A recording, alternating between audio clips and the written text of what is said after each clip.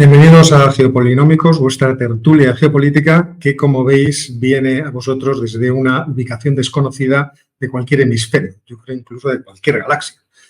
Nadie nos encuentra, nadie sabe dónde estamos. Somos un fotón por ahí, sí, somos un fotón, a veces ni logramos salir de aquí, estamos ahí. Pero bueno, somos los tres mosqueteros de la geopolítica, Ángel Rodríguez, buenas tardes, Jorge Turmo, hola, y Óscar Vara. Y me agradaría mucho que dijerais si los nuevos micrófonos funcionan, si el sonido está más o menos correcto, y si es así, pues podemos empezar directamente con nuestras batallitas. Pero hasta que nadie me dé un feedback, yo de aquí no me muevo. Así que, por favor, manifestaos, decidme si el sonido está bien. A ver, que esto no es cuarto milésimo, ¿eh? ¿No? Pórtanos bien. Vamos a ver, que yo estaba esta mañana, yo vengo de estar con la regidora del programa Cuarto Milésimo. Bueno, pero eso es una técnica. De momento, deluxe. Muy bien, Pablo. Pues gracias. En fin, vamos con las noticias geopolíticas y iba a empezar yo. ¿Por qué? Porque he metido 4 noticias mientras estaba en la tele. Y como tengo los botones de tanto a pisar las nuestras. Por supuesto, o sea, es que el celosismo que siento de que me habéis arrebatado este juguete, que obviamente es mío por todo el aparataje, me tiene absolutamente Derechos de autor. Vamos a empezar con una noticia que no es por ahora importante, pero que puede ser importante, que es esta. Aquí tenéis en este precioso gráfico la evolución del tipo de interés del bono americano a 10 años y, por otra parte, del índice Standard & Poor's 500, y veis cómo empiezan a diverger, porque se está produciendo una venta masiva de bonos en los mercados americanos hasta el punto de que han perdido un 46% de su valor, lo cual es bastante interesante, porque si sigue produciéndose este efecto, los activos de muchas empresas y sobre todo de muchos bancos se van a ver muy comprometidos. De todos los bancos. Por otra parte, seguir subiendo las rentabilidades de los activos financieros, también se irán muchos depositantes. Luego ahí tenemos una tensión que puede acabar siendo, ¿verdad? No resuelta. Esto de película, anatomía de Grey y esas cosas, que puede ser muy interesante. No sé si dentro de las noticias tenéis planeado hablar del Consejo Europeo que se está produciendo y de la Conferencia Política de Europa. Pues me parece muy bien y muy oportuno, porque aquí tenemos a Volodymyr Zelensky sentado con el presidente Sánchez, tan ricamente los dos, hablando de sus cosas, que principalmente es, me das más armas, y el otro, verdes las han segado. Y en esta tesitura es como se está produciendo, yo creo, ahora mismo la situación. Estamos en un momento claramente de tensión, luego lo vamos a hablar en extenso. Jorge nos va a ilustrar sobre el momento putinístico de la realidad geopolítica. Es un momento Putin. Sí. A lo mejor podríamos empezar a acuñar ese modo. Sí, siempre hemos tenido eso. Hay un momento cisne negro, un momento... un momento Putin. Bueno, puede llegar. Bueno, el asunto, como sabéis, es que después del follón que se ha organizado en el Congreso de los Estados Unidos, la Cámara de Representantes, con el despido del puesto más difícil que hay en el mundo, que es el puesto de speaker de la Cámara. No, pero no lo voy a comentar más. Está el problema de la financiación a Zelensky. Zelensky ha venido a decir, oiga, aquí un poco, porque la guerra va a ir muy lejos. Va a ir. El cabrito de Ferreras me decía, Óscar, ese informe de la Universidad de Uppsala, y yo decía, no caigo. Yago dice que va a durar tanto la guerra. No ha leído el informe. Yo, de que hay en la cuenta, el informe, os lo he comentado en algún vídeo, del Consejo de Seguridad, el Consejo Estratégico de Estudios Estratégicos de la Universidad de Uppsala, que afirma que los conflictos entre estados, cuando sobrepasan el año, el asunto es, hay el 25% terminan en un mes, otro 26% terminan en un año, y cuando sobrepasan el año se van a 10. O sea, hay un 49% de conflictos estatales en los últimos 50 años que, si no se resuelven en un año, van a 10. Entonces, si eso es así, los pobres de los ucranianos están ahora diciendo, oiga, y ahora van a seguir dando ustedes armas, porque no nos engañemos. No nos engañemos. Si me dejan solo, me pega. O sea, y este es el asunto que se produce ahora, y razón por la cual obviamente ha venido. En el orden de las relaciones entre Arabia Saudita e Israel, no sé si esto entra dentro también de las noticias que habéis preparado. No, depende de lo que vayas a decir, que me da miedo. Porque no, por ahí y acaba. Acordaos que hace menos de 10 días tuvimos a este señor, el ministro de Turismo israelí, visitando Arabia Saudita en Riad. Pero es que hoy tenemos a este otro señor, que es justo el que está en el centro, haciendo la oración de la mañana en Riad, siendo el ministro de Comunicaciones del gobierno de Netanyahu y siendo un miembro del Likud. Bueno, pues aquí vais viendo cómo progresa la cosa de revolver las relaciones internacionales entre uno y otro, entre Arabia Saudita e Israel, progresa adecuadamente. Y por otra parte, ya es la última noticia, y me callo, pues no, quizá no sea la última noticia. Bueno, luego pongo el último mapa que no me acuerdo de qué noticia. Ir hablando. Pero esta noticia sí, que es, volvemos a tener problemas en Etiopía, porque no me acuerdo exactamente cómo se llama, cuál es el nombre, pero el organismo de las Naciones Unidas que está encargado de supervisar lo que ocurre en Etiopía ha dicho que Amhara y Oromia se están otra vez levantando en armas y que por lo tanto vuelven los follones, la violencia, las violaciones de derechos humanos, lo que esto implica para la población civil, especialmente para las mujeres, porque todo lo que cuentan es una cosa realmente aterradora y es posible que volvamos a ver renacer la guerra en el corazón de... Entre otros contendientes, pero sí. Además, dentro de los oromos están, ¿cómo se llamaban las...? PASO, se llamaba, no es el ejército de liberación de Oromo, pero existe otra milicia, que ahora no me acordaré exactamente el nombre, que está empezando a estar especialmente activa. Y ahora dejadme que vea, sí, esto es muy divertido, por Dios. Resulta que los Estados Unidos han visto cómo los chinos están empezando a hacer unas grandes redes de espionaje en todo el sudeste asiático y han dicho, oye, pues yo también. Entonces el Bloomberg se hacía eco de una noticia confidencial en la que hablaba de cómo está infiltrando con redes de espionaje Estados Unidos, lo que es pues, India, Tailandia, Filipinas, Australia, Japón y también Corea del Sur. ¿Por qué estimo que esto es una cuestión interesante? Porque cuando hablamos de que los Estados Unidos tienen fijada la atención en desarrollar su futuro en Asia y que necesitarían desembarazarse de otros problemas para fijarse en ese asunto, estamos hablando de cuestiones presupuestarias y a cuánta gente puedo mandar, a cuántos especialistas, cuánta gente pensando, cuántos satélites mirando, etcétera, etcétera. Y ahora con el follón de Ucrania, pues hay muchos que están comprometidos. Y ya veremos qué pasa con las elecciones y demás. De todas maneras, en ese mapa hay una cosa rara. ¿Cuál? Vamos a ponerlo otra vez. Y los chicos de Bloomberg me caen muy bien, yo no quiero decir nada con ellos. Pero no habría que estar espiando a los otros. Vamos a ver, o sea, yo entiendo que sí. No, es crear redes de espionaje dentro de las zonas aliadas para ver qué hace el enemigo en tus zonas. ¿O qué hace el aliado? Es que tenemos larga experiencia de espionaje americano. Yo doy por sentado... Obama, que era más espiaba que la Merkel. Yo doy por sentado que al aliado se le tiene espiado. Más que al enemigo. Más que al enemigo. Aquí de lo que se trata y lo que es relevante es las redes que está empezando a construir China, cómo poder desactivarlas. O sea, que es más, me parece a lo mejor es contraespionaje. Me parece una cosa muy divertida. Bueno, en relación, tú vas a hablar luego del Congreso. No sé si...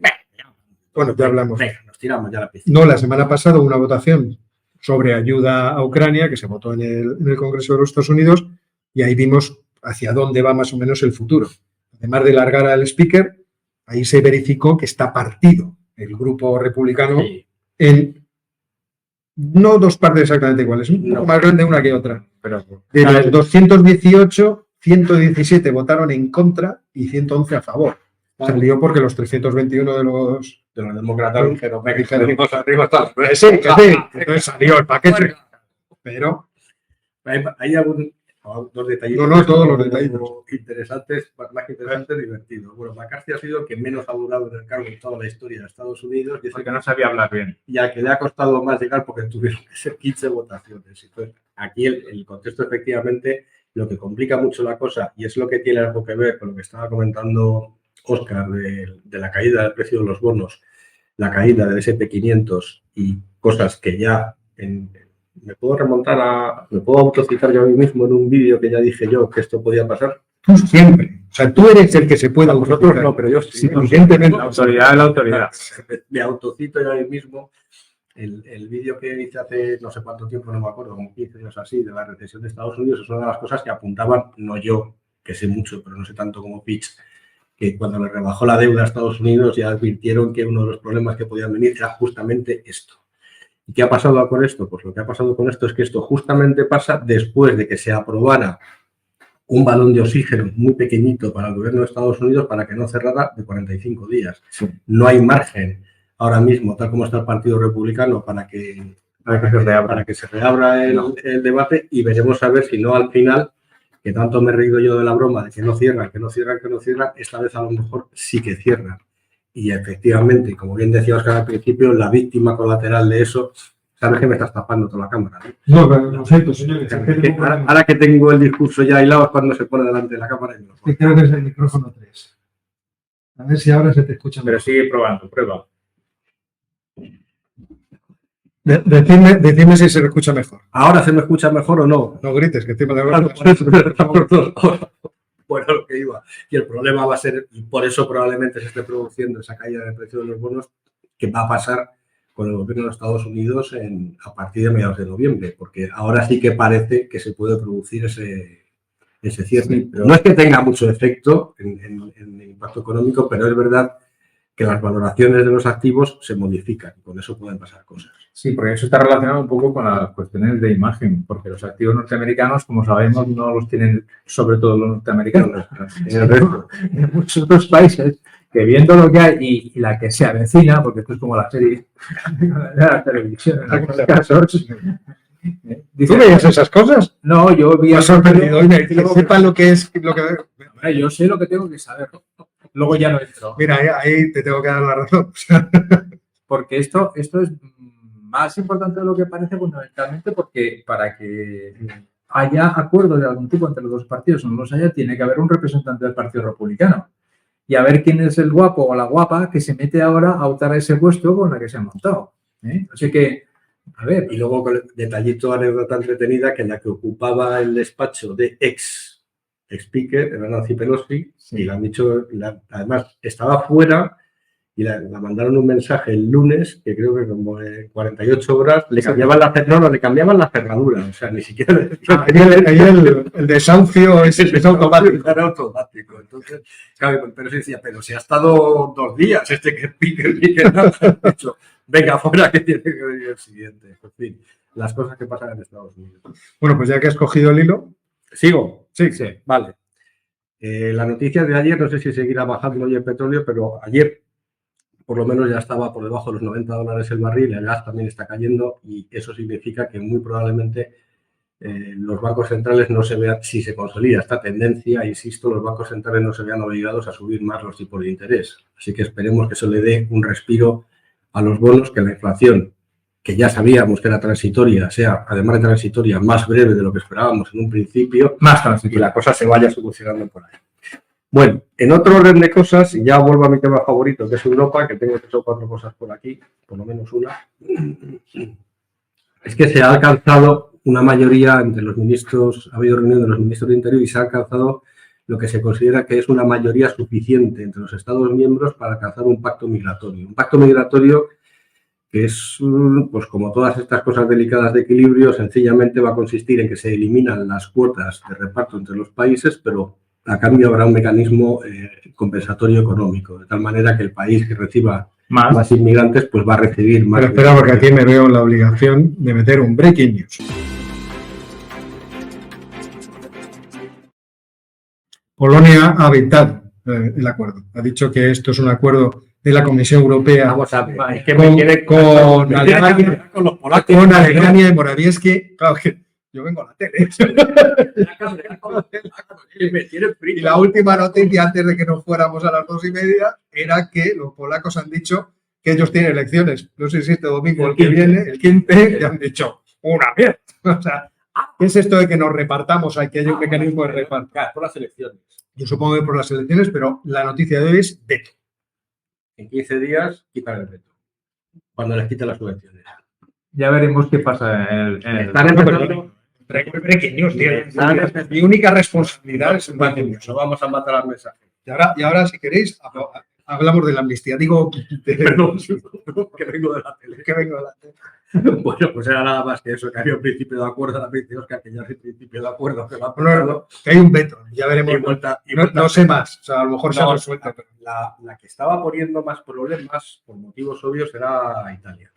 Era Meloni, era con la que han tenido y con la que han estado hablando más estos últimos meses, más que con los polacos. Pero claro, lo que dice Óscar tiene todo el sentido. Los polacos con las elecciones a la vista han dicho, esta la mía. Ahora, ellos no me pueden protestar las elecciones con una... No a todo. Ellos no quieren inmigrantes. Pues no van a querer los inmigrantes de un mecanismo de reparto de inmigrantes. Ahora vengo yo a poner el puntito francés. No quieren inmigrantes y los inmigrantes no pagan. Porque si pagan la visa, bien que los aceptan. Sí, pues eso. 250.000, ¿no? Claro, a ver. No olvidemos eso. ¿Qué? Que no, que te he visto que ibas a hacer algo. No. Enfocado a Jorge. Bueno, ya acabo, voy el tirón. No. A ver, más tensión entre China y Estados Unidos, esta vez a cuenta del fentanilo. Ayer mismo el Departamento de Justicia de Estados Unidos ha acusado a 8 empresas chinas y a 12 ejecutivos de crímenes relacionados con el comercio, distribución, importación de fentanilo en Estados Unidos. Y esto es una cosa que se sabía, que el fentanilo tiene un centro importante de producción en China, que estaba entrando por México fundamentalmente, pero el gobierno de Estados Unidos ya parece que tiene pruebas claras para seguir. Es una declaración, digamos, un poco un brindis al sol, porque obviamente estas empresas y estos empresarios están en China. Lo único que se podrá hacer de momento sería poner sanciones, pero parece ser que se ha abierto otro frente más en la Y ya la noticia más importante de todas, que está así que cruza todo lo que os podéis imaginar. Es que la Leti... Eso no es una noticia. Eso da para un artículo de opinión. Es más, que a la Leti le concedieron 2 goles de fuera de juego. Eso es una noticia. Hombre, ya está bien. Y ahora. Es increíble. Siempre igual, los goles así al Barça y al Madrid, por fin tenemos 2 goles. Cuando vi al portero otra vez en el área pequeña en el minuto 94, digo, ya estamos igual que Ya le hemos liado. apagué la tele, digo, ya está, me voy, no veo nada más. Pero la noticia tiene que ver con el fútbol. En 2030, esto va a ser un caos, pero absoluto. Mundial en 6 países, compañeros. En 6. En 6. En 3 continentes. 2 continentes. Pues eso... 3. Me he emocionado. Ya lo veo. Pues fija, ayer había una infografía, no me acuerdo de qué medio de comunicación, a lo mejor era Libertad Digital, que decía qué mundiales han sido rentables. Todos ruinosos excepto el de Rusia, que habían recaudado como 240 millones de dólares. Porque Vladimir sabe recaudar. Vladimir sabe. Y esto es... Lástima que no nos explique nada hoy tampoco. Pero aquí está Florentino detrás del asunto, que sí que sabe de recaudar. Bueno, esto ya está hecho. Además, tenemos ya los estadios. Y de modificar las líneas. No nos hacen falta hacer estadios. Ya están hechos. Fíjate qué visión ha tenido. Y el Barça estará hecho para 2030. Yo creo que sí. No me han dicho exactamente cuál es la fecha. Bueno, eso es si seguís en competición. Sí, porque lo meterán en el paquete de la amnistía. Seguramente. El paquete para eso. Ahí está. Un capítulo completo. Vamos a ver el Barça. Y luego Sánchez diciendo cómo. Y luego ya esto.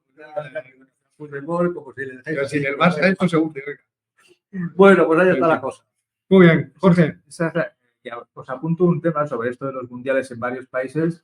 Eso para 2030 va a generar bastantes problemas. Seguramente habrá quejas por los efectos de eso sobre el cambio climático. Porque un mundial en 6 países supone desplazar gente por todas partes a reacción. Yo insisto que a Rusia le interesa que se descongele Siberia. Ellos no protestarán. No estoy muy de acuerdo, ¿eh? Porque, a ver, lo tienen todo construido sobre el permafrost. Ah, sí, los gasoductos ya tienen problemas con eso del permafrost. Y el transiberiano, ojo, y las casas. ¿Cuánta gente puede meter ahí si se descongela? ¿Cuántos mamuts puedes sacar para que coman la gente? No lo sé. Tú piénsalo. No, para que coma la gente. Sí, con el ADN de mamut. No, la imaginación que hoy va. Dicen que hemos tomado esta tarde, no se lo voy a explicar. Cada uno una cosa. cosa. Mi imaginación hoy va muy rápido. Sí, va muy rápido la imaginación. Debería. Ten cuidado. Venga, Jorge, cuéntanos algo. A ver, vamos a otras noticias. Si me pones por ahí la transparencia de que sale alguna imagen. ¿Transparencia? ¿Qué imagen? Sí, la que he subido yo. ¿Esta? Sí, por ejemplo, esa. Esa que es la primera. Esto es la de Pakistán. Ha habido 2 atentados en mezquitas la semana pasada porque era la conmemoración del cumpleaños de Mahoma, que es una cosa que en muchos países musulmanes se conmemora. Y hubo 2 atentados. Uno, en una mezquita en Baluchistán, que está al sureste del país, y en otra en el noroeste, en Khyber, la zona en disputa con los talibanes de Pakistán. En total, en una más de 50 muertos, en otras 6, y dirigidos contra las mezquitas. Entonces, esto tiene una segunda derivada, una tercera. Los talibanes de Pakistán, Tehrik y Talibán en Pakistán, han dicho que ellos nunca atacan mezquitas ni procesiones religiosas ni este tipo de actos. Que ellos no son eso. No. Tiene sentido. No, claro. Tiene sentido. Porque ellos tienen sus objetivos de guerra y atacan esos objetivos. Entonces, lo que las fuentes apuntan es que también en Pakistán hay estados islámicos, igual que teníamos en Levante, y hay dos además. El Estado Islámico del Jorasán, que es un nombre de los tiempos de los persas, y el Estado Islámico de Pakistán. Parece más un nombre de la Star Wars, Jorasán. No. A ver, esto es de los tiempos de las Ahsoka, eso. Ahsoka no era un personaje también de la mitología hindú. Hindú, claro. No, es un rey. Es un rey Ahsoka. Uno de los reyes más importantes de la primera. De hecho, esa representación de Bharata que hay en el nuevo Parlamento de Nueva Delhi representa el reino de Ahsoka. Aquí no será puntada sin hilo. ¿Qué cosa? Es una cosa. Bueno, pues eso es un problema que tiene Pakistán, que posiblemente es verdad que sea el Estado Islámico el que ha hecho ese tipo de matanzas, lo cual le añade más complicaciones a cómo está de complicada la vida en Pakistán. Sabéis que las elecciones las han dejado para enero porque no eran capaces técnicamente de tener el censo en marcha, que Imran Khan está en la calle porque al final el Tribunal Supremo lo absolvió, y ahora tenemos otro problema cercano, vecino, que lo hemos comentado con Ángel, es que Irán de repente ha decidido imponer una política de control muy férrea de los inmigrantes ilegales que tienen que legalizarlo con documentos y si no irse el 1 de noviembre. En Pakistán, ¿no? Sí, perdón, no en Irán, en Pakistán. Pues entonces, ¿el problema que hay? ¿De dónde vienen los inmigrantes? De Afganistán, sobre todo, fundamentalmente. Claro, ¿qué pasa? ¿Qué es lo que piensa sobre todo el ejército, los servicios de seguridad? Entre esos inmigrantes están todos los terroristas. Tienes que quitármelos de medio. Lo que pasa es que van a pagar justos por pecadores porque también hay mucha gente que está esperando todavía visados occidentales porque no pueden volver a Afganistán. Pero es muy interesante porque el propio gobierno también ha dicho que esto es un movimiento inaceptable. El gobierno de Afganistán. Sí, claro. Pero, tíos. Claro, no hay más gente para comer aquí, no tenemos de qué comer. No tenemos. Es inaceptable, tío. ¿Qué vas? De tus ciudadanos y dices, no me los traigas para acá que no quiero verlos. Porque ahí tienen suficientes problemas. Problemas serios para Afganistán. Y luego hay problemas de otro tipo con los musulmanes en la India, que reverberan con los musulmanes de Pakistán y recuerdan los tiempos de los primeros enfrentamientos después de la partición del subcontinente cuando se produjo la independencia del Reino Unido. O sea que se están juntando demasiadas cosas a la vez. Es posible que este movimiento, esta decisión, esté relacionada precisamente con las elecciones, es decir, que el gobierno, que no está Shahbaz Sharif, está un primer ministro interino, esté poniendo en marcha estas medidas para asegurarse el apoyo de los pakistaníes en las nuevas elecciones. Pero el lío es fenomenal. Luego, por ahí cerca, más o menos, sabéis que ha habido un atentado con un suicida en Ankara, con 2 heridos por ahora, y acto seguido el ejército turco. Y 2 muertos, porque los 2 terroristas murieron. Sí, pero a mí casi me interesa más ontológica. Pero bueno, pues, hombre, claro. uno era suicida, claro. Yo me veo Otro iba detrás. del lado de los que cae la bomba. Una pena, tenía que haber traído el vídeo para que la gente se alterara. La respuesta de Turquía fue una incursión aérea en el Kurdistán iraquí, en la parte donde Turquía dice que está el PKK. Los del PKK dicen que ellos ahí no están. Vaya usted a saber qué es lo que está pasando dentro de la política. Y luego, un momento, porque eso tiene una más, que Turquía ha amenazado con atacar los intereses energéticos de los kurdos en Siria.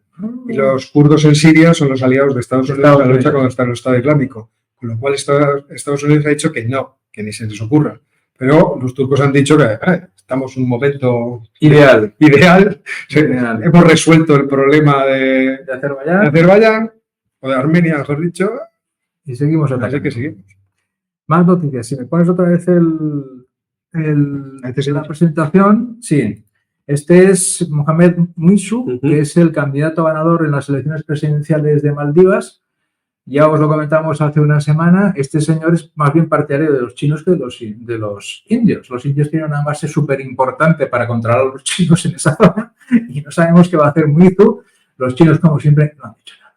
respetamos la soberanía, la autonomía, es un montón de atolones, pero estarán preparando los bloques de hormigón para hacer la pista. Esto, como decíamos en Star Wars, sacar otra vez la fotografía de la capital de las Molucas y con las Maldivas. Vale. Que es una cosa como que alguien hace así y ¡pum! Agua. Sí. Bueno, los que están en medio no. Más nos dice esta sin imagen. Qatar ha mediado entre Israel y los palestinos de Hamas para que se reabra un paso que hay de la franja de Gaza hacia Israel y Cisjordania, por el cual salían la pobre gente que vive allí a trabajar, que los israelíes llevaban 2 semanas cerradas. Han conseguido abrirlos, el pasado se llama Erez, pero lo más llamativo de esta noticia es que todo ese conjunto de relaciones que se están tejiendo bajo el paraguas de los acuerdos de Abraham entre Israel y los países del Golfo fundamentalmente empiezan a tener este tipo de derivadas, que es que un país como Qatar, que es un país pequeño, que no tiene mucha influencia política, consigue hacer de mediador entre Hamas, porque quiere decirlo así, y Israel. Y consigue un acuerdo para que la gente pueda salir a trabajar en la medida en lo que sea posible. Esto lo vamos a ver mucho. Vamos a empezar a verlo. Es decir, que Israel va a considerar, aparte de estos estados, como potenciales mediadores en conflictos en los cuales ellos, por su cuenta, no se pueden meter, porque la confrontación es muy fuerte, pero muy fuerte, como Arabia Saudita, que el otro día mandó un embajador, una delegación a la franja de Gaza, perdón, a Cisjordania, para hacer saber que ellos siguen considerando que Cisjordania no es Israel. Tenemos acuerdos con Israel, pero esto no es Israel. Sí, el embajador ante la autoridad palestina le mandó esto. O sea, le decir que esto no es parte del pacto. Exacto. El pacto es por dinero. Esto es otra cosa. Y ya varias veces... Una comisión de apagafuegos ahí, ¿no? Netanyahu ha dicho, y Ben-Gvir todavía más, que hay que separar las cosas. Una cosa es el acuerdo con los países del Golfo y otra cosa lo de los palestinos. Que no tienen nada que no mezclemos nada, ¿no? Eso... No, lo que puede hacer Ben-Gvir es decir, mira, pues si te gustan tanto, te los empaqueto, ya, el avión, todos arriba. Por querer, no le importaría. No, a él no le importaría nada. La solución del Karabaj en Cisjordania, a Ben-Gvir le encantaría. Me encantaría. Sí, por eso ha habido israelíes en Azerbaiyán últimamente, ¿no? Bueno, en realidad no las armas, por tocar a la nariz a alguien. Que, por cierto, a un vecino, ¿no? Comentamos hace tiempo que iba diciendo Erdogan que los iraníes podían estar de acuerdo en que el corredor pasara por Irán. Ha dicho Raisi que vamos, antes me sacan los ojos. Pero ¿de qué estamos hablando? Así que está la cosa otra vez en su sitio. Vamos a hacerlo así. Es que, claro, miremos en el tiempo. Cuando los turcos son derrotados y se hace el acuerdo de Turkmenchai en 1828, me parece que fue, en el reparto entre los persas y los rusos, claro, los persas mordieron la parte turca y se quedaron a todos los azeríes dentro. Y los otros mordieron y se quedaron. Lo que pasa es que después, con los británicos en la Primera Guerra Mundial, los británicos dijeron el oleoducto entre Bakú, ¿cómo se llama la otra localidad en Mar Negro? Batam, me parece que era. Bakú y Batam, me parece que era. Lo queremos que esté tal. ¿Quién lo puede gobernar mejor? Los azerbaiyanos. Les pusieron al mal. Y cuando llegaron los rusos, dijeron, igual. Y por eso hemos tenido esta situación durante tanto tiempo que al final se han salido con las uñas todos. Y la última noticia que está también ahí en la presentación, esta es una imagen de Haití. Es una imagen desgraciadamente habitual. Y esto no es que sea una guerra. Muy descriptivo. No es que sea una guerra. Es la cosa de un país que no tiene producción prácticamente ninguna. La producción que tiene se la quedan y se la reparten los gángsters que hay ahí. Y que no tienen a dónde ir. Y que no tienen a dónde ir, porque la República Dominicana no los deja entrar. Han puesto una moneda diciendo ni hablar, porque aquí nos viene de todo. Y ahora las Naciones Unidas llevaban un tiempo buscando la manera de llevar a Haití un contingente de tropas que por lo menos pusiese orden allí. Han conseguido convencer, supongo que mediante dinero, al ejército keniano, que como todo el mundo sabe son vecinos de ahí mismo, que va a desplegar por lo menos 1.000 soldados. La financiación viene de Estados Unidos y de Canadá fundamentalmente en el país. Eso es una buena noticia, pero no sabemos, es un poco dudoso que pueden hacer 1.000 soldados contra la cantidad de gangs, de bandas mafiosas que hay ahí, que además controlan el territorio cada una por su cuenta. Pero, pues, Curiosamente, esto ha sido con el consenso de todo el Consejo de Seguridad. Sí, todo el mundo lo ha aprobado, pero luego los detalles son jugosos, porque es la policía, no es el ejército. Pero ha habido países en la conferencia de la ONU que han levantado la voz porque han dicho que la policía keniata tiene un registro bastante malo en respecto de derechos humanos. O sea, que probablemente van a dar... No, pero ahí lo que es una ¿cómo se diría? Una deslocalización, no, una externalización. Es a lo que voy. Entonces, la operación, ese es el segundo detalle. La operación es Estados Unidos, que está en su área de influencia, es el que debería, que Canadá se ha ofrecido además a meter soldados ahí en orden. Estados Unidos creo que ha visto que la cosa de Ucrania le viene muy bien, porque se está peleando con Rusia, pero también por outsourcing, es decir, contratas a unos backwater, estás con bandera para que te hagan el trabajo en Ucrania, y ha visto el modelo y ha dicho, oye, chicos, os queréis apuntar a la Unión Europea también, tomar 100 millones. También van a... Lo que es sorprendente es que Estados Unidos esto es una decisión del Consejo de Seguridad de Naciones Unidas. De los 5. Que ha contado con la abstención de los rusos. Sí. Yo, su problema. Nosotros aquí... Claro, mandáis unos policías entre keniatas y gente del Caribe.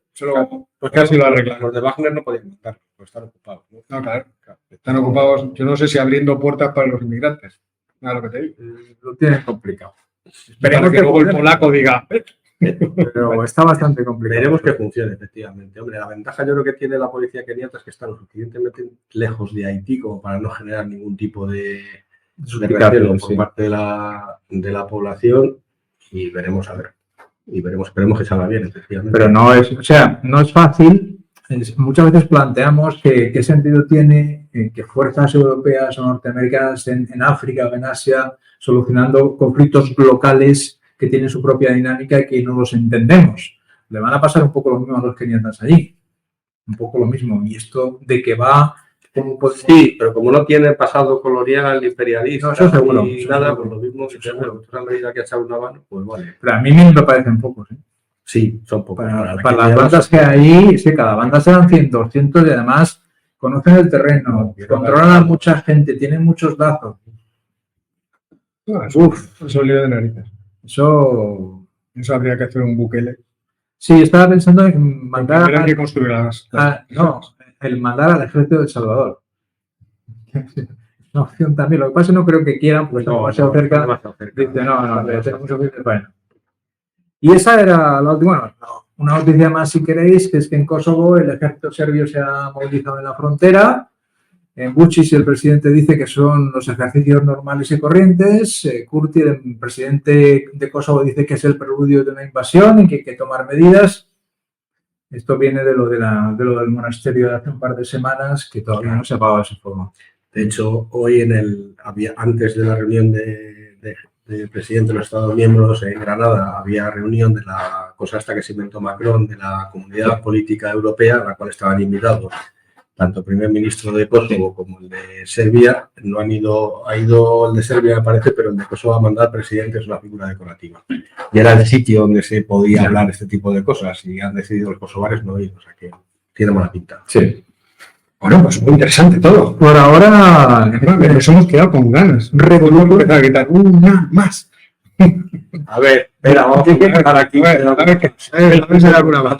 De Eslovaquia. Ah, bueno, de Eslovaquia tratamos ahora porque lo vamos a tratar después. Sí, no hacen nada. Yo ya hice vídeo, o sea, te puedo ir. Muy bien. Cuando empecemos con Robert Fico, me pido a otro sitio.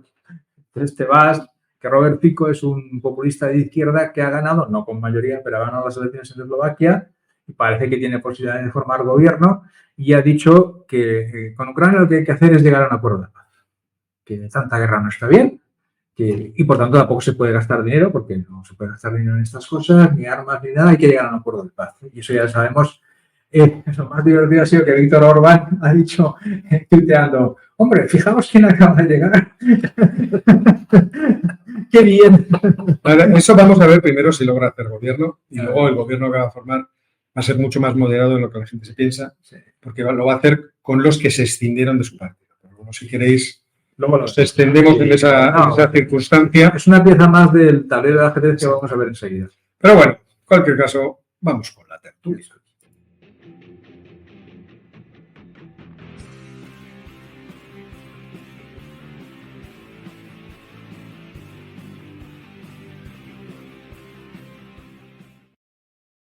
Bueno, y hoy vamos a hablar de Putin. ¿Qué hace Putin con las piezas del ajedrez? Se coge la presentación, la última de las transparencias, en la que... A ver.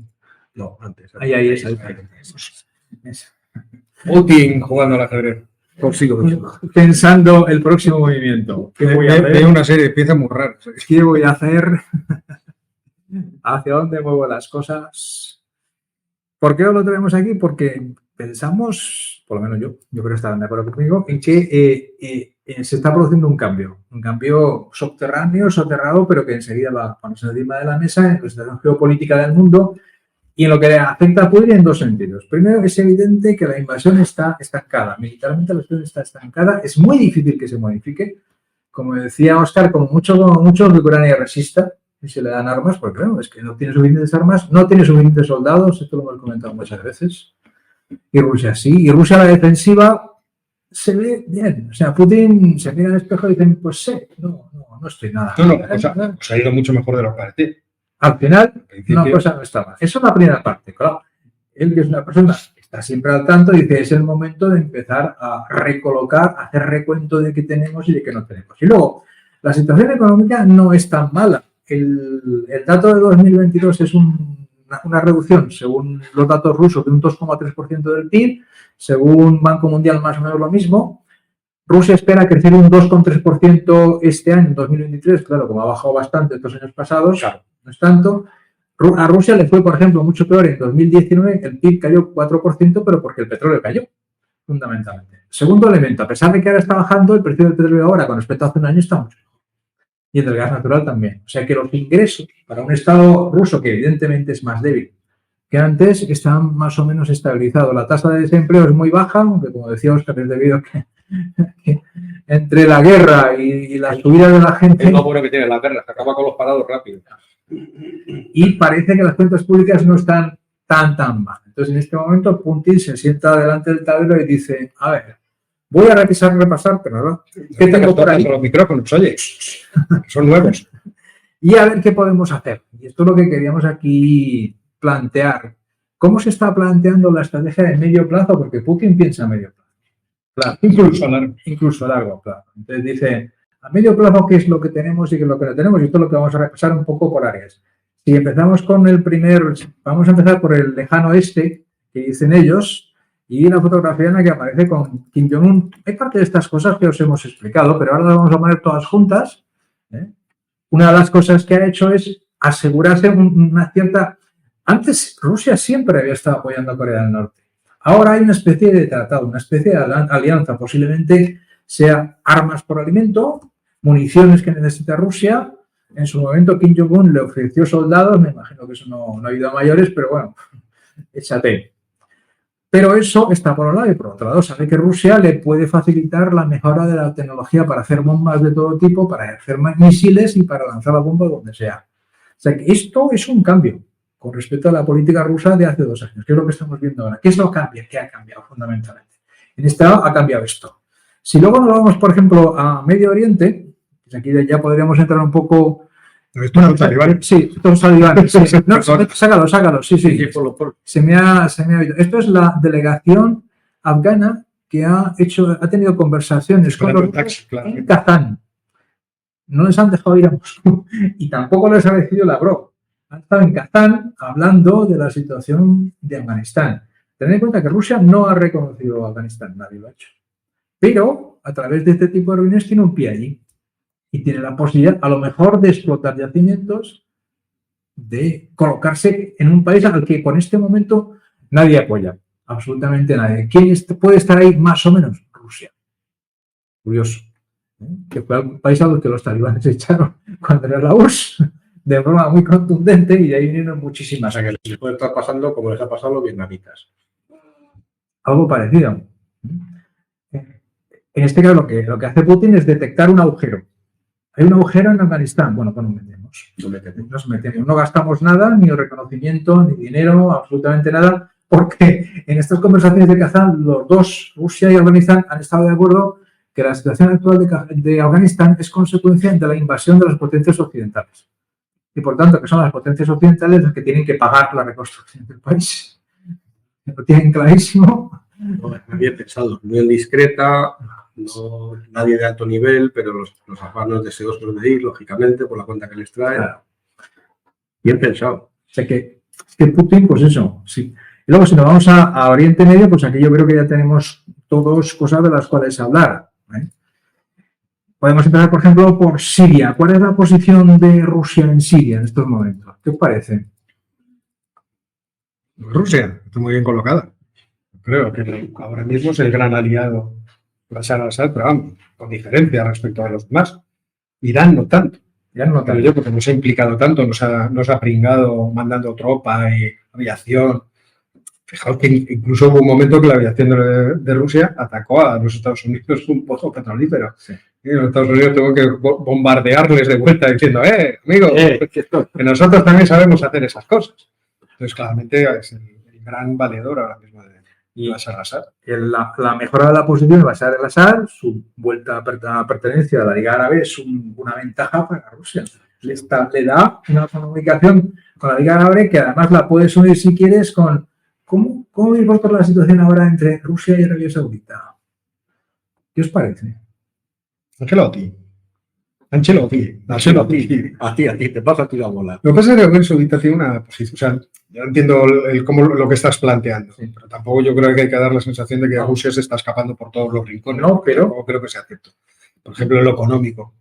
Sí. Discrepo de alguna de las cosas que has dicho, pero vamos, luego si queréis lo hablamos más en extenso. En el caso de Arabia Saudita es verdad que han hecho una piña en el asunto de la cantidad de petróleo, pero esas piñas de Rusia es que son cosas que también te hacen cierta gracia. Porque cuando Alexander Novak, que es el viceprimer ministro ruso, afirmó en agosto pasado que ellos iban a reducir la producción en 500.000 de barriles, lo dijo cuando estaban en niveles de máximo. Sí. Estoy en niveles de máximo, voy a reducir 500.000. Pues vale. Vale. Si estás en máximo, tío, estás vendiendo ahora más de lo que estabas vendiendo todo el año. Y luego ha pasado esto de, bueno, y ahora vamos a reducir 300.000. Y lo que ves en las medias es que efectivamente estamos como estábamos hace unos meses en cuanto a producción de petróleo y exportación de petróleo rusos. Ya veremos qué es lo que ocurre con el diésel. Pero es verdad que ahí han encontrado una coordinación que yo no sé si es coyuntural. Posiblemente, pero mientras les dure, porque entre Saudí y Rusia con el petróleo siempre es coyuntural. Siempre. Depende de cómo les vaya cada uno. Entonces, ahora mismo, Arabia Saudí está encantada porque ellos, el coste del barril de petróleo son $11 y venden a 100, pues estupendo, no tienen ningún problema, salvo que tengan problemas en otro sitio. Y mientras los rusos cumplan con el acuerdo, no hay problema. El problema es cuando no cumplen. Y cuando no cumplen, los saudíes se enfadan como en el 2014 y te ponen el barril a 20 y arruinan a medio mundo. Pero yo creo que hay la estrategia saudí, que conoce muy bien a los rusos en el mercado de petróleo, es puramente coyuntural. De momento. Sí, además se están apoyando los rusos en los chinos en realidad para conseguir ventajas de Estados Unidos, claro, que sigue siendo en realidad el aliado que yo creo que desean.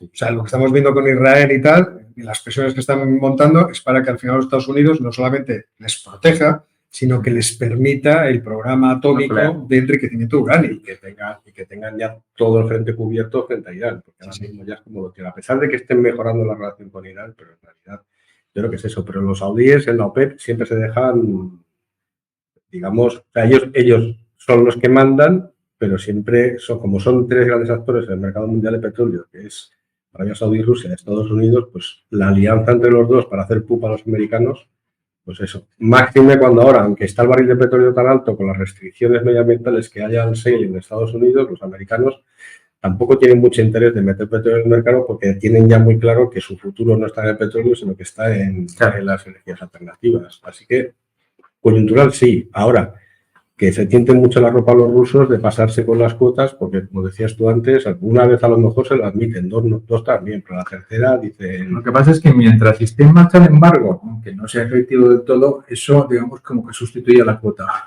Sí, el embargo hace que es un embargo de diésel, que es mucho más doloroso. Sí. El problema está en que hay muy poca oferta, vamos a decirlo así, disponible extra de diésel, y los rusos, yo creo que exportan 1 millón de barriles, lo estoy diciendo de memoria, que debe ser como quizá el 15 o el 18% de los envíos marítimos mundiales, por lo cual es una cantidad muy considerable. O sea, que si ellos retiran esa cantidad, le están quitando al mercado una gran cantidad de diésel. Aquí el asunto interesante es a quién perjudica. Claro. Porque ese diésel no venía a nosotros porque nosotros dijimos este año, pues no te compro más. Sí. Me he enfadado contigo, no te compro más. Y entonces esos flujos se fueron principalmente a Turquía, a Brasil y no me acuerdo si a algún otro país. A lo mejor algún país de Asia, pero principalmente Brasil y Turquía seguro. Hombre, con los turcos se las están teniendo tesas. Sí. O sea, aliados, Turquía y Rusia. A eso quería ir yo. Que... Mal, no. Y los brasileños deben estar diciendo, Lula, me cago en la leche, si te estoy defendiendo en todos los sitios y diciendo que eres un tío un majo. Ahí nos quedan, en esa zona nos quedan dos relaciones importantes. La primera con Irán. Evidentemente Irán está apoyando con armamento, etcétera, claro, etcétera, a Rusia porque le interesa. Rusia e Irán nunca han tenido muy buenas relaciones. No. Ahora, por razones de enemigos comunes, Putin no es tonto. ¿No? Sabe que no puede contar con Raisi para según qué cosas, pero para apoyarse en un sitio donde están bastante cerca. Por cierto, ya les va bien. Los iraníes, mientras estén en esta dinámica, que no lleguen a un acuerdo del tipo que sea, que les permita colocar el petróleo en el mercado, pues también. Estamos asistiendo a una especie de revival de lo que es la geopolítica más pura, realista. Yo me asocio, me desasocio, incluso con los más conspicuos de mis enemigos. Sí. Muy bueno, en el caso de los iraníes, claramente con la interferencia turca están muy tal, y luego dentro de lo que es esta especie de ruptura global, claramente respecto a los Estados Unidos, los iraníes son algo en lo que apoyarse. El otro día, si queréis seguirlo, el podcast de Reldine, sí que nos dedicaban justamente a esta cuestión, a la nueva situación de Irán, pero de cara a la política exterior, y uno de los invitados ha hablado en exclusiva del mejor momento de las relaciones en toda su historia entre Persia, Irán o las sucesivas reencarnaciones que ha podido tener y Rusia. O sea, nunca ha habido un momento tan bueno de relaciones como el que la colaboración que tienen es tan, y además lo que decís, que están cerca, que es el Caspio. O sea, es que no tienen... Claro.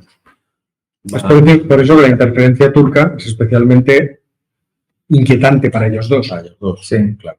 Y yo creo que los iraníes deben de estar muy preocupados de toda esta historia, pero sí, estoy de acuerdo con vosotros que hay idilio ahora mismo. Eso es bueno para Rusia. En el sitio mejora la situación. Sí, claro. Y con Turquía, yo es que tengo la sensación de que Turquía sabe una cosa y lo contrario con respecto a voy a acabar. Póntelo más, póntelo aquí. Lo va a acabar rompiendo. Eso, y luego dicen que yo estoy celoso. Yo le traigo buenos micrófonos y quítame esto. Se lo rompe. Es que esto de hacer teatro pues, es lo que tiene. El teatro cuando eras joven. Hay que seguir hasta el final. Cuídalo. ¿Y qué os parece la posición de Erdogan con respecto a Putin? Porque hay muchas cosas contrapuestas. Erdogan se ha beneficiado de esta guerra. Entonces, de repente los dineros que no pueden ir por otro sitio iban por Turquía a lugares. Los productos salían y entraban por Turquía a lugares. El diésel ese que manda Rusia a Turquía no acaba en la Unión Europea, ¿no? Pues yo intento saber, no lo he mirado, pero vamos, no me extrañaría. En las islas del Egeo. No me extrañaría. Creo. En el Egeo, en Bulgaria, entrando por Ploesti y por Rumanía. Claro que pero ahí Erdogan, claro, es que ahora mismo, yo creo que es quizá la nota más característica de lo que ocurre ahora mismo en el mundo, es, bueno, en realidad producto, yo creo, de la globalización, esta emergencia de las potencias medias, que incluso algunas fueron imperio, que de repente ahora vuelven a retomar una capacidad económica y militar, y luego sus poblaciones les votan. Sí. O sea, votan a los que son más nacionalistas. Entonces, vuelve esa idea de, hombre, Turquía vuelve a ser algo en el mundo y empieza a moverse. Y además, miran el ejemplo de Rusia y dicen, ¿Rusia cómo está resolviendo sus problemas de seguridad? Invadiendo. Pues yo también. ¿Qué no? Porque lo que ha hecho Azerbaiyán, vamos, pues sí, eso. Blanco y en botella que Erdogan lo sabía. Y les apoyaba. O sea, en el momento en que empiezan a bombardear a Stepanakert, la capital del Karabaj, Erdogan aparece en Nakhchivan de visita. En Nakhchivan, aquí estamos dando una vuelta y diciendo que esto habría que solucionarlo. Porque en el siguiente paso ya lo tienen bastante claro. Entonces, ahí una cosa, en fin. El bueno de Jorge debería estar en el centro, vamos, por encima de mi cadáver. Yo he traído todo el equipo con los no sabes lo que has dicho. Yo le dejo que presente, le paso la mesa de mezcla. Como lo voy a hacer repetir, pero el centro es mío. Hasta aquí. De hecho, pero vamos. Además, todos lo sabéis, lo escucháis cada semana los que sois habituales, que son los extremistas, ¿eh? Efectivamente. Yo soy un... De extremo izquierda y de extremo derecha. Este que lo veis aquí, que todavía está de cuerpo presente, es de Ciudadanos. Que todavía está de cuerpo presente. Porque dentro de nada... Esto sí una amenaza. ¿Salen pelotas o qué? Como todos los de Ciudadanos... Hombre, señores, por favor, salgan pelotas. Señores, por favor, Jorge, siguiente bloque. Siguiente bloque. El siguiente bloque fotográfico necesito que me pongas otra vez la diapositiva para ver una reunión importantísima de Putin con Troshev, a quien tenemos que presentar la... Ahí le tenemos, mira, sí. Sí. Me lo voy a estudiar por todo. Sí. El señor de la derecha de todos es Troshev, que ha sido un comandante del grupo Wagner. No está claro en qué situación estaba ahora últimamente. Yo tengo la sensación que estaba como un poco en la reserva, un poco retirado. Y entonces Putin prácticamente lo mandó llamar al Kremlin y tuvieron una reunión en la cual, según Putin le encargó que reestructurase el funcionamiento del grupo Wagner, por lo menos en Ucrania, y si no más lejos. Y como veis por la diapositiva, pues Troshev estaba ahí tomando notas muy aplicadamente de todo lo que le decía el jefe. Entonces, esta es la persona a la que Putin ha elegido para intentar no reedificar Wagner, sino controlarlo en el sentido que a él le interesa. Aunque él dice que sobre todo para la guerra de Ucrania, está claro que no, porque Putin hay que entender lo que dice. En realidad lo que quiere a Wagner es para todo lo que está pasando en África, que es el siguiente capítulo, y donde pues Putin no lo tiene tan fácil como parecía. ¿Qué está pasando en África? Bueno, lo que está pasando en África es que el grupo Wagner está muy fragmentado. Allí ya no tiene unidad operativa en muchos casos y además les están dando. En Malí los grupos del movimiento de Azawad están derrotando al ejército de Malí, lo están empujando hacia el sur y a los Wagner y a todos los que haya. Los están echando hacia el sur. En Chad no tienen prácticamente ningún predicamento porque el presidente de Chad está intentando llegar a acuerdo con todos los grupos y por tanto no necesita ningún tipo de ayuda. Fijaos que en Níger no ha pedido que vengan los Wagner. Ha dicho que los Wagner se tenían que ir. Lo que dije es que todavía hay que solucionarlo. No hay que solucionarlo todavía. No ha pedido para nada eso. Y en Burkina Faso, pues la mitad del país es de distintos grupos yihadistas. Entonces, Putin tiene un problema allí. Ahí sí que está perdiendo Rusia posiciones. Con consecuencia de que Wagner es mucho más débil. Y luego también, eso está relacionado con otra cosa, hay otra imagen que aparece ahí, Khalifa Haftar, el jefe, a la izquierda lo tenéis, pues, al final Haftar es el que domina la parte este de Libia, que por cierto es donde se produjo el desbordamiento de la presa y los 20.000 muertos, que a él ni le iban ni le venían. Esto, si os dais cuenta, este señor que domina eso no ha hecho absolutamente nada. Pues Haftar se ha ido a Moscú a preguntar a ver qué hay de lo mío, porque él sí estaba apoyado por Wagner, fundamentalmente. Y él se da cuenta que Wagner no tiene la misma fuerza. Y dice, no, además él lo que quiere es que se parta el país. Claro, claro. Pero para eso necesita tener fuerza militar suficiente. Que se vaya a preguntarle al primo al-Sisi. Ya veremos cómo lo hace. El primo al-Sisi, por cierto, el otro día lo contaba yo en el noticiero ese político, está ya en campaña electoral. Sí. Que consiste en que hay que detener a los opositores. Me parece una cosa. ¿Quién dijo miedo? Está genial. Digo, vamos a ver si ganamos la SETEL. Coge a todos los opositores a la cárcel, vamos a pagar bocadillos a la gente para que vengan los actos y luego a votar. Ya Vladimir escribió el manual de eso. Sí. Bueno, yo es que siempre me recuerdo una votación en Guinea Ecuatorial que me acuerdo porque era muy jovencillo. Decía, han debido votar incluso los chimpancés porque ya no los muertos, decía, ya no los muertos, sino los animales salvajes que hay por la jungla. Porque no sé si había salido un 110% o algo así. Decía, vamos a ver, o sea, aquí alguien se le ha ido la mano. A favor del presidente. Que seguro que era una historia de estas que yo escuché en una tertulia, pero me pareció fascinante, un 110%. Se ha ido la mano. Pues se parece un juego de fútbol, de esos que dan el 110%. Claro, empiezas a meter votos en las urnas y luego la gente las cuenta y dice, hemos pasado. ¿Qué ha pasado? ¿Qué ha pasado? Es que estaban mal hechos. Claro, debe ser eso. Igual, por ejemplo, en Malí han decidido retrasar las elecciones presidenciales hasta que... Sin edad. Porque el censo no hay forma de hacerlo. Poco de criterio. Aquí la gente se mueve mucho. Claro, por la mañana no están por donde están la tarde. Es una cosa que nos tiene no hay manera de fijarse la residencia. Y por eso se paga. Entonces Haftar ha venido a buscar ese apoyo militar que sabe que necesita si quiere consolidar su poder. Y luego resulta que Haftar está muy relacionado con Hemeti, con Tegalo, en Darfur. Tiene mucha relación en todo tipo de negocios como son. Además, que la gente que se coja un mapa, y era como sale en una línea recta. Claro. Entonces el oro, ¿por dónde salía? Salía directamente a Libia, principal, porque eso los Wagner estaban en los dos lados, en esa región. Porque era, por ahí medio, por debajo, había mucho islamista perdido. Y mucho movimiento antes de Al-Qaeda y de Estado Islámico. Están muy relacionados. Dieron estopa. Hacen negocios juntos. Y claro, eso supone un problema para Rusia, porque claro, eso era Wagner. Y ahora Wagner prácticamente ha desaparecido. Y además, Al-Burhan cada vez está más lejos de Moscú, porque además iban a hacer una base por Sudán. No consiguieron aprobarlo en el Parlamento porque no hay Parlamento, ahora están en plena guerra civil y Rusia se encuentra con que no tiene... En Rusia tiene dos partes, digamos, la cohorte de Lavrov que trabajaba en las diplomacias y en las embajadas y los Wagner. Ahora, los de Lavrov no tienen apenas peso y los Wagner son cada vez menos, los están derrotando. Supongo yo que lo que quiere Putin es mandar a Trosek para allá y decirle, arréglame esto. Arréglamelo, porque es que la contradicción de Sudán era especialmente llamativa. Sí. ¿Por qué los Wagner apoyan a Hemeti, a las fuerzas de acción rápida? Y los rusos se supone que apoyan a Al-Burhan. Y decías, aquí hay una especie de disonancia cognitiva. Por eso Al-Burhan se supone que tendrían que ser los que dieran la orden de que se abra la base naval rusa. No. Porque el acuerdo ya estaba más o menos hecho. Sí. Y de repente dices, uno no entiende nada. Y siguen ahí pegándose y cada vez está peor. Porque la situación humanitaria en Sudán es trágica. Pero el oro me temo que sí. Sigue influyendo. Estoy seguro que sí. Y eso es lo que puede quedar de Wagner allí, pero... Posiblemente se diría que la potencia militar de Wagner, yo no sé si este Trosek será capaz de encontrar gente y luego, como sabéis, buena parte de la potencia militar de Wagner dependía de las subvenciones para comprar armamento y municiones del Kremlin directamente, a pesar de lo que ha hecho Putin 25 veces. Eso era una pieza alimentada, no era un peón, era una alfil por lo menos alimentada de Moscú. ¿Y ahora qué va a pasar con eso?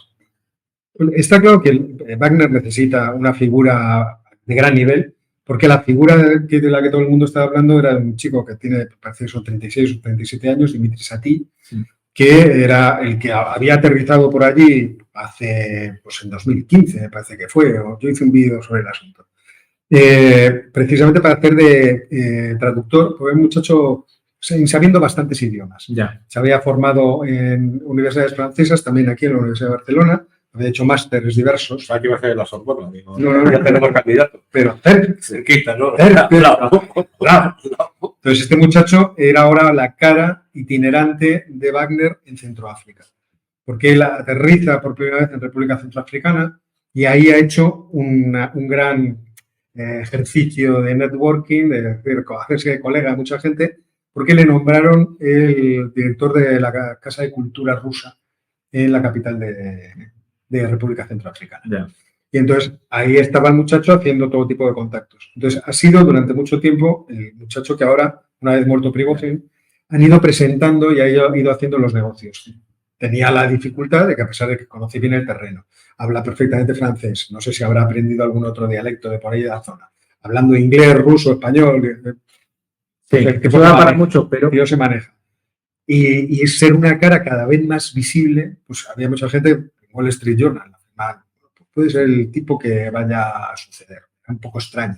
Sí. Y estábamos esperando a que surgiera un pájaro de cierto peso, de cierta entidad, que haga que el negocio vuelva otra vez a florecer.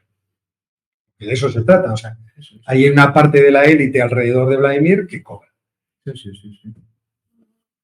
Y esos son intereses económicos importantes. Estaba ya pensando en otra cosa. Pues venga, dale. Seguro que me equivoco, pero estaba pensando, me estaba acordando cuando estabais hablando de este, no sé, y lo de Wagner, de los procesos aquellos de reestructuración y de liquidación de grandes empresas de propiedad estatal en los años 80 y en los años 90. Entonces, entra uno, ve aquello, la tabacalera, por ejemplo, ve aquello y dice, a ver, unidades de negocio operativas. ¿Cuáles hay que cortar? Se venden. Unidades de negocio operativas. Se cierran. Y entonces, a lo mejor... hay un proceso interno de eso, porque claro, ¿qué decís? Wagner vivía de los contratos que tenía con el Kremlin, entonces necesitan que siga operativo, pero sin una unidad operativa de mando puede ser la solución, puede ser, a ver, Wagner África funciona, genera cash flow, vale, se queda. Wagner Siria, ¿qué están haciendo allí? Nada, fuera. y entonces hacer una especie de... Por eso en ese escenario me cuadra más una figura más senior como Trosser que el chico que está diciendo, porque ese chico sería, digamos, como un líder de la compañía para recuperar todos los... O sea, era muy divertido el artículo. O sea, yo hice el vídeo porque el artículo era muy sugerente y dije, vamos a hablar un poquito y luego vamos a pensar un poco si tiene sentido. Porque el muchacho, siendo el presidente o el director de la Casa Rusia, hacía todo tipo de actos culturales, conciertos, clases de ruso y tal. Entonces, con la sociedad de lo que es la República Centroafricana, pues tenía mucha relación y tiene mucha relación con el presidente y tiene mucha relación con todas las fuerzas vivas. Y la gracia es que había repartido camisetas con su efigie. Entonces todo el mundo decía, el nuevo Che Guevara de tal. Y así empezaba el artículo, el nuevo Che Guevara. Y digo, pues vamos a mirar. Entonces empecé a buscar y efectivamente había bastante información sobre él a partir de 2017, 2018. Y luego alguna a partir de 2020, porque además sufrió un atentado como el director de la Casa de Cultura. O sea, ya. Entonces, en algún negocio se metió donde no debía y entonces le mandaron un paquete bomba y le arrancó 3 dedos. Casi lo mata. Pero el chico se salvó. Era divertido porque estaba ahí y tenía la foto del presidente de República Centroafricana. O sea, el pobre diablo ahí con los dedos puestos todos vendados. Entonces, a poco que fueras leyendo decías, hay algo que no acaba de ser. O sea, entiendo que es un tipo que conoce a todo el mundo, que puede tener interlocución, que ahora le mandan de cara a todo el mundo, pero en una operación quizá de vamos a sostener el negocio. Sí. No nos hemos ido, seguimos aquí. No rompamos los acuerdos ni los contratos. Son relaciones públicas. Pero luego mandaremos al tipo que reorganizará todo el asunto. Lo que hay que tirar es, porque se comentó, que los Wagner han vuelto otra vez al campo de batalla en Ucrania, que hay 10.000. Sí, lo que pasa es que por lo que he leído yo, lo que los ucranianos dicen, que todo esto es por fuentes ucranianas, así que han detectado efectivos de Wagner, pero casi a nivel individual. O sea, están en unidades dentro del ejército ruso. ¿Eso cómo es? Está uno con unos primáticos y dice, anda, mira, ahí está Alexei. Por eso te digo que es por fuentes ucranianas, que ya veremos a saber cómo se han enterado efectivamente los ucranianos que estaban por ahí sueltos. O sea que yo le daría credibilidad, pero recordar que parte del pacto que hizo Putin con Prigozhin fue que se incorporaran al ejército ruso y que probablemente anden por ahí. Algunos seguro. Ahora ya como unidades operativas separadas de Wagner... Es muy poco probable porque además yo creo que el Ministerio de Defensa Shoigu no lo permite. Yo creo que Shoigu no se arriesga a tenerlos allí otra vez. Estáis aquí dentro, vale, una unidad, pero bajo el mando... Yo creo que quizá el signo de mayor debilidad de Wagner, así visible, es que en Níger no han entrado, que en Gabón tampoco van a entrar, ni si se les espera, y la debilidad que hay por ahí alrededor. Yo creo que los Estados Unidos han jugado muy bien sus cartas respecto de los franceses, que han sido derrotados. Sí, claro. Porque los franceses cuando dijeron, yo de aquí no me voy, empujados, uno decía, ¿y qué vas a hacer? ¿Vas a pegar de tiros a la gente? No sé, que era una situación, vas a coger ejército, vas a quitar... ¿Vas a enfrentar al ejército de Níger? Claro, y sin embargo los Estados Unidos dijeron, esto no es un golpe, ¿eh? Eso sí que me parece una cosa... Anthony Blinken cada vez le tengo más simpatía. No, yo no diría que es un golpe, técnicamente no me lo parece. ¿Y esto qué quiere decir? Pues eso, los negocios son los negocios y yo el otro día había un vídeo de Anthony Blinken tocando la guitarra haciendo una pieza de blues, no sé si en la Casa Blanca, daba la sensación de que era en la Casa Blanca. Decía, tío, de verdad, debería ser el presidente. Que quiten ya a Viejales, hombre. Y este muchacho que es un tipo que sabe del negocio y es razonable. Que ahora pensándolo bien, tienes toda la razón. Estados Unidos ahora mismo se ha dejado el campo expedito en todo el Sahel para hacer lo que quiera. Además, pueden llegar a nosotros, potencia colonial, no hemos ido nunca. Es más, mirar Liberia, que es cosa nuestra. O sea, que nosotros hemos venido aquí a liberados. Se quitan, porque efectivamente Wagner está muy débil, se los pueden empezar a quitar de encima y yo creo que seguirán, ojalá, no sé si el tiempo me da la razón o no, seguirán el modelo de Haití, visto que les están mencionando. Sí, yo creo que volveremos dentro de poco a tener una grabación. Estados Unidos es probable que lo que haga es apoyar a los ejércitos del ECOWAS.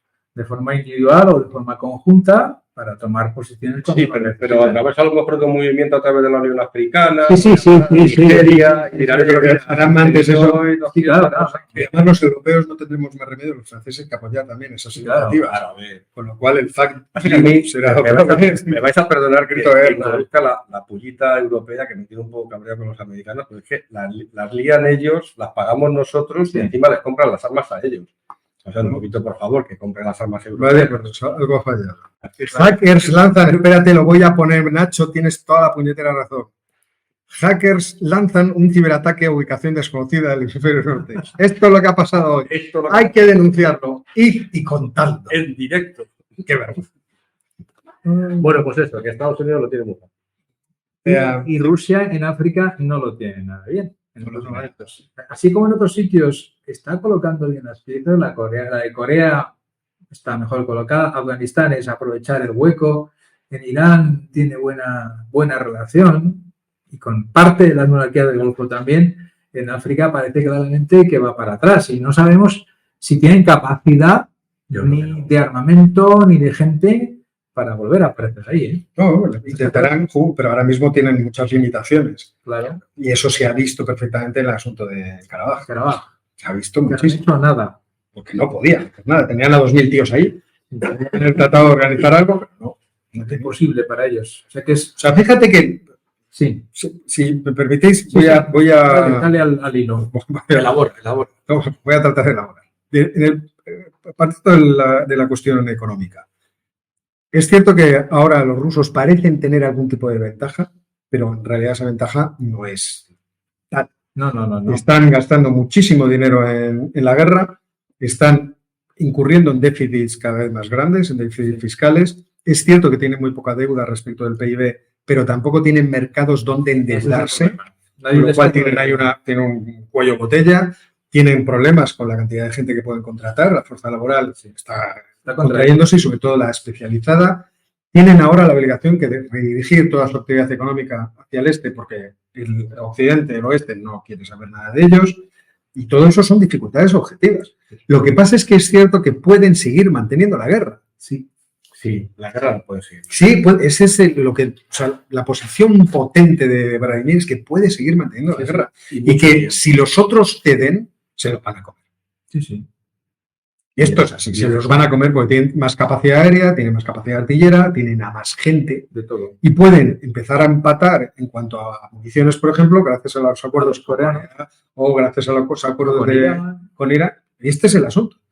Pero en todo lo que hemos contado, ¿con quién pueden contar? Y este es el asunto. Rusia solo puede contar consigo misma. Claro, del todo con nadie. Del todo con nadie. Nadie va a venir a salvarles en caso de que... imaginemos que los occidentales dijeran... le vamos a dar las armas de última tecnología. Tomar los F-35.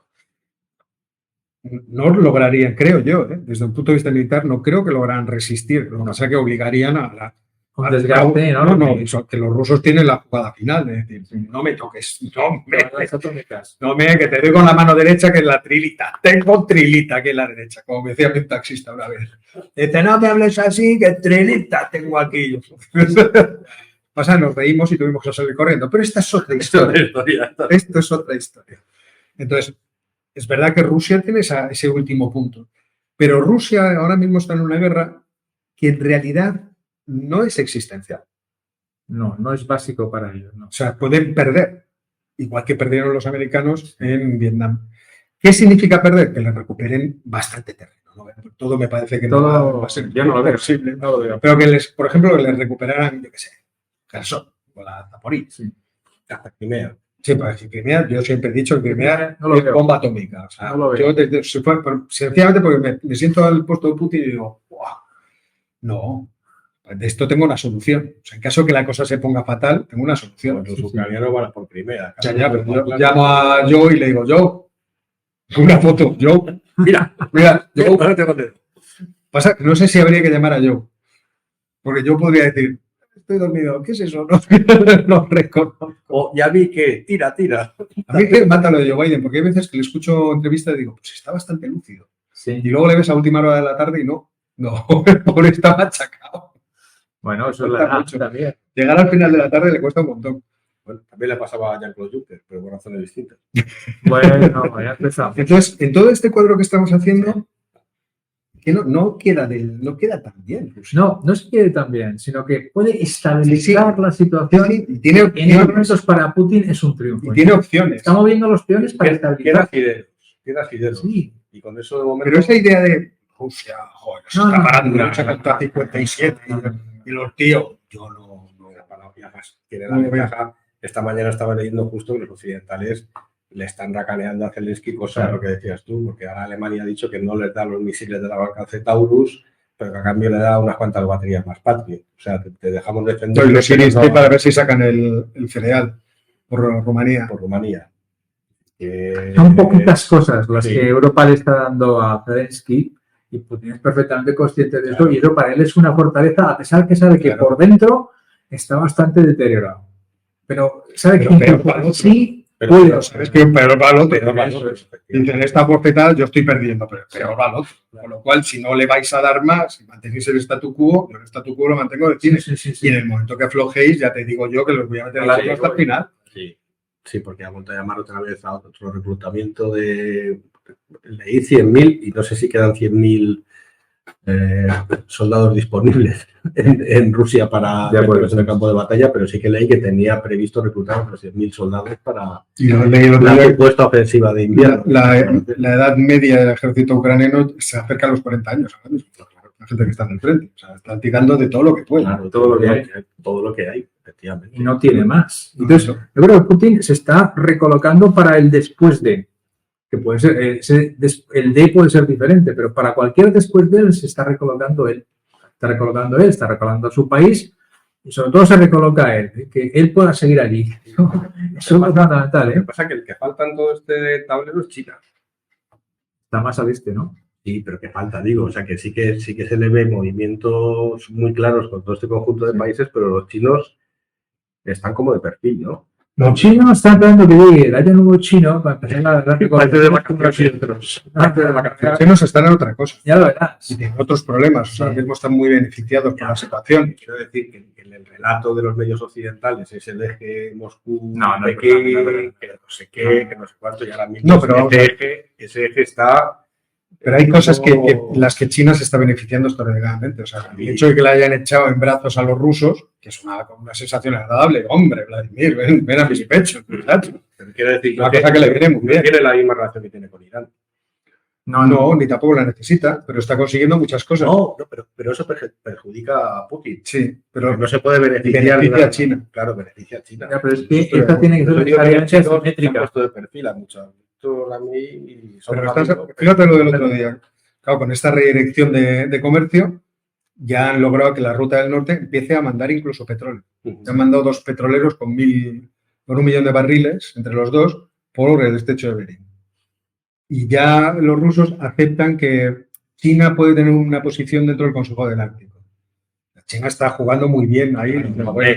Te digo, luego también está aprendiendo y tomando nota y diciendo, el día que yo tenga que atacar Taiwán, no queda una casa en pie. O sea, antes de que alguien vaya allí, ya te digo yo que esto lo soluciona de otra forma. Claro, van a ser menos burros los chinos que los rusos. Cuando ataquen, atacarán. Digo, atacar. Que no creo que lo vayan a hacer. Una noticia que me reía yo el otro día en el noticiario es que están montando en Shenzhen empresas para fabricar semiconductores y quienes están dando la asesoría, mandando especialistas y esto la cosa. Claro, es que son chinos. Se nos olvida que son chinos. Eso que eso lo cuentan chinos de la isla. Chinos de Canarias. Los chinos de Canarias, pero son chinos. Sí, yo creo que China va a seguir jugando a, no le va a hacer falta. Y aparte, yo creo que realmente no quiere, porque entonces toda la diplomacia mundial que ha tejido alrededor de un estatus de superpotencia está distinta, es que en el momento que ataque Taiwán hace plof. Otra cosa es que estén mandando los aviones, como decía Oscar muy el otro día, para decirte, mira, cuando quieras venir es que no va a quedar de ti y nada. Pero eso es que eso es muy divertido. Por allá. ¿Te has fijado? Pero claro, no te voy a repetir. Ya está. Eso Vladimir no lo hizo, no expuso un poco sí, pero no lo hizo a la escala que lo están haciendo ellos. Pero bueno, me llama la atención, lo de China me llama mucho la atención porque sí que están de perfil. Además eso, fíjate cuánto perjudican los rusos, porque cuando hablábamos de que los rusos se benefician ahora de la subida del precio del petróleo o cómo está el precio del gas, que el precio del gas ha bajado, está mucho más bajo que antes de la guerra, pero todavía está más alto que a finales de para ellos. Lo que es cierto es que la cantidad de gas que vende Rusia ahora mismo es infinitamente inferior a la que vendía antes. Tengo que mirarlo en profundidad, que el otro día le eché un ojillo, porque no hay tuberías. Y los chinos que han dicho las tuberías. Que verdes las habéis segado. Que verdes las habéis segado. Para ti, verdes las has segado. Toma, para ti. ¿Que la quieres construir? Pues tú, y eso fue la gran reunión, cumbre, Putin, Xi Jinping, las declaraciones conjuntas. Fueron los rusos los que decían, y los tubos, y los chinos. ¡Oh! Bueno, luego, echando un poco para atrás de la historia, es que hay que recordar que incluso siendo dos regímenes de supuesto bloque comunista en la Guerra Fría, nunca se llevaron bien. No. Se llevan mejor ahora que en los tiempos de Mao y Stalin. Sí, y quede claro para nuestros oyentes. Y para los más jóvenes. Que quede claro. Para los que no conocieron personalmente a los dos, pero como nosotros. Nosotros, porque fuimos a Mao, sí, a Mao le conocimos, pero porque es verdad, o sea, Mao murió en el 74. No, estoy diciendo, yo tengo el recuerdo de cuando fue Nixon. Perfectamente, lo tengo grabado. Grabado absolutamente. Tenía yo 8 añitos, tú 9. Y los campeonatos de ping-pong, aquellos famosos. Este tenía 25 ya. Claro. Por eso me acuerdo perfectamente. Lo de Stalin lo tengo más. Son así riéndose. Fuera por donde fuera en Pekín, siempre se ponían a la cara, se ponían a reír, a todo el mundo le todo el mundo me quiere, nadie sabe quién soy. Aquí afortunadamente me conocen porque en Estados Unidos sí, lo tenía muy bueno. Pero a Stalin ya le tengo un poquito a borros. Ya no me acuerdo, pero de Mao, sí, hombre. Acuérdate, además, los barcos aquellos que enseñaban el libro rojo, venían todos con el... ¿Te quieres acordar de eso? Sí, hombre, en el Puerto Santander, seguro. Sí, claro. Venga, vamos. Y Botín diciendo, venid, que os voy a dar yo libro, Bueno, ¿qué más nos queda por tocar? Eso es lo que teníamos. Eso es lo que teníamos. Y sobre todo, empezad a pensar en preguntas. Contestar a las preguntas. Se ha dejado medio bloque, se queda toda Europa. Bueno, pero Europa... Sí, vamos a ver. Se nos pone a mirar a nosotros, ya vamos. De verdad, o sea, no hago yo un vídeo con tanto papel y tantas letras, ¿eh? Vamos, nuestra vida. Argelia. ¿Qué pasó con Argelia? Bueno, Argelia, si queréis lo comentamos. Sí, por favor. Porque mientras hacen preguntas. Sí, porque Argelia es, históricamente, es el mejor aliado de Rusia en África, desde siempre. Y siempre se ha posicionado a favor de Rusia a todos los niveles. Pero si os dais cuenta, una de las cosas más notables de todo esto es que Argelia no mueve ni pie ni mano, no dice absolutamente nada. De nada. Sigue siendo aliado de Rusia, de vez en cuando hacer maniobras, porque toca hacer maniobras, pero ¿quién está vendiendo gas a Europa cuando el ruso no llega? Argelia. ¿Quién vende petróleo a todos los países de Europa? Argelia. El otro día estuvo en la capital, viendo a Tebún, el ministro de Defensa italiano. Anda. Para establecer acuerdos de seguridad y cooperación, que es una cosa que deberíamos hacer también nosotros, por cierto. Ya que estamos Ya, pero nosotros vamos a hacer hasta un mundial con Marruecos. Pues podemos incluir a Argelia. Nos podemos repartir. Argelia, no creo que Marruecos. Sí, uno de los partidos de España se lo hacemos ahí, en Argelia. ¿Vale? ¿Me parece? Una subsede. Comentaba alguien en el canal, y es cierto, lo verifico, que las fuerzas de Estados Unidos afirman haber abatido un dron en Siria a medida, en el momento que Turquía está golpeando el área.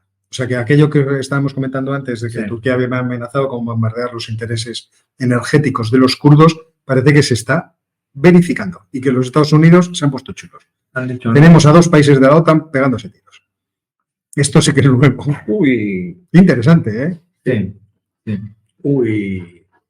Sí, porque Estados Unidos... Espera, esto es más divertido. Dice, un funcionario del Ministerio de Defensa turco afirma que el dron derribado por la coalición no pertenece a las Fuerzas Armadas turcas. Entonces era sirio, ¿no? Entonces era sirio. Hay alguno que le han prestado. Mira, si funciona así. A ver si es ruso. Qué cosas. Esta es una noticia que hay que seguir porque está divertidísima. Vamos a verlo. Bueno, nos hemos quedado entonces un partido de España en Argel. Nos iría bien hacer un outsourcing de uno de los partidos allí en Argel, que estoy seguro además que habría mucho público. Sí. Me gusta mucho. gusta mucho. Y a través de eso quizás mejoramos algunas cosas. Sí. Pero es significativo que ya vaya en marcha un acuerdo de defensa entre Argelia e Italia. Con Libia es imposible porque hay dos gobiernos, no hay manera de aclararse, pero con Argelia e Italia es significativo. Está muy activa la diplomacia italiana y muchísimo. Fíjate, Túnez, el otro día. Mucho. Túnez, bueno, y arrastrando a la Unión Europea. Sí, arrastró a Rute y a la Comisión. Europea. Que para hacer un acuerdo de migración. Y ya lo llevo diciendo a tiempo que Georgia al final le van a hacer un pedestal en el Parlamento Europeo, como sigue así. Más que nada por la cantidad de pasta que está sacando por otro lado. Os digo que están muy activos. Georgia llegó muy hábilmente arropada por Draghi. Digo por Draghi, porque la arropó muy apropiadamente en el momento y se está ubicando dentro de lo que es su espectro ideológico, de una forma que, además, en la dirección en la que está girando Europa. Que escuchar las declaraciones que ha hecho, por ejemplo, Alemania, Baerbock, acerca de la migración, los problemas que han tenido recientes con Polonia, pero ya están afirmando eso de que hay que cambiarlo del estatuto de refugiado y de pensárselo 2 veces. Los británicos ya lo han dicho. Sí, Esto la migración hay que cambiarlo. Bueno, el bueno de Macron está en una cruzada, ya veremos qué sale de eso, si es que Macron sobrevive a sus cruzadas. Porque Macron, de momento sobrevive. O sea que ya veremos. Están cambiando los aires. Sí. Esto del acuerdo de migración era ya un cambio de aire, pero promete que puede ser un cambio de aire, algo un poco más duro de lo que querían los alemanes. Seguro. Porque entre medias ya hemos visto la cuña de los polacos. Obviamente los amigos húngaros van a hacer lo mismo y ahora tenemos a los eslovacos con Robert Fico. Pero en este acuerdo, si no recuerdo mal, las posibilidades de veto no son del 100%. Es decir, se puede uno poner en la votación final, pero eso no implica, o sea, si hay mayoría cualificada puede salir. Sí, adelante, saca adelante, ¿no? Otra cosa es que Hungría, por supuesto, y Polonia se opongan por razones obvias de cara a su electorado, pero me parece que por mayoría cualificada podría salir. Podría, no estoy seguro. Lo estaba buscando porque pasa que ahora no sé por qué este idiota de programa me pide la contraseña de la universidad. Y aquí tengo yo. Porque las declaraciones de Fico, es que el otro día cuando hice el vídeo me partí de risa buscando información. Encontré declaraciones de Fico sobre la inmigración, a ver si la encuentro por aquí, y del que va a ser su aliado del Partido Socialdemócrata Voz. Sabéis que hay 2 partidos socialdemócratas, uno el Smer y otro el Hlas. Y entonces, si lo encuentro por aquí, porque las declaraciones eran la pera. Respecto de lo que era, a ver, ¿dónde lo tengo? Europa. A ver, decía Pellegrini, que es el líder del Hlas. Dice, si los polacos decidieran mandar todos los elefantes que tienen en sus circos y zoológicos a Eslovaquia, ¿qué haría la policía? ¿Se quedaría mirando? Pues no. La policía tiene que intervenir en las fronteras. Y que pasen los migrantes sin que hagan nada es una anomalía. O sea que está bastante divertido el asunto. Eso quiere decir que estos partidos, y además el tercero, que es el Partido Nacional Eslovaco, todos son, claro, porque está más a la derecha, claro, pero no ha entrado República en el Parlamento, que son los encarnizados, vamos a decirlo así. Entonces va a haber otro socio más en decir, no, hay que apretar esto de la migración, porque vemos que en términos culturales, pues es un tema que en términos electorales funciona muy bien. Sí. Fundamentalmente. Es un tema que funciona muy bien porque la gente ve eso, la invasión que cambia el entorno, las costumbres y tal, y dice, yo no quiero eso. Eso fue el Brexit. Claro, es algo que se ve constantemente. Y además, el choque cultural, el choque incluso étnico, pasa en todas partes del mundo con etnias que han estado siempre juntas. Cuando traes nuevas, pues va a pasar también. O sea, no es algo que sea una novedad. Y sobre todo si vienen así a la suya. Es decir, gente que, claro, que no tiene la formación, que nadie les prepara, que tal, entonces llegan allí a ver qué ocurre. Aterrizan y a ver, va a ser lo mismo.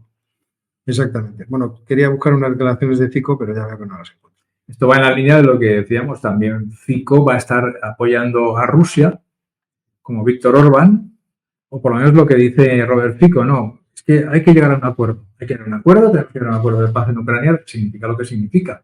Y eso que Eslovaquia hasta ahora ha sido uno de los países que más se ha comprometido en términos de ayuda sobre el PIB, en armas sobre el PIB, etcétera, etcétera. Es un país pequeño, pero ha contribuido mucho en relación al tamaño que tiene y al PIB que tiene. Ahora eso va a cambiar. Claro, cuando empiezas a sumar, para Putin la cosa empieza a estar bien, porque además son países que están, digamos, cerca de Rusia. Hungría está cerca de Rusia, Eslovaquia está cerca de Rusia, Serbia está cerca de Rusia.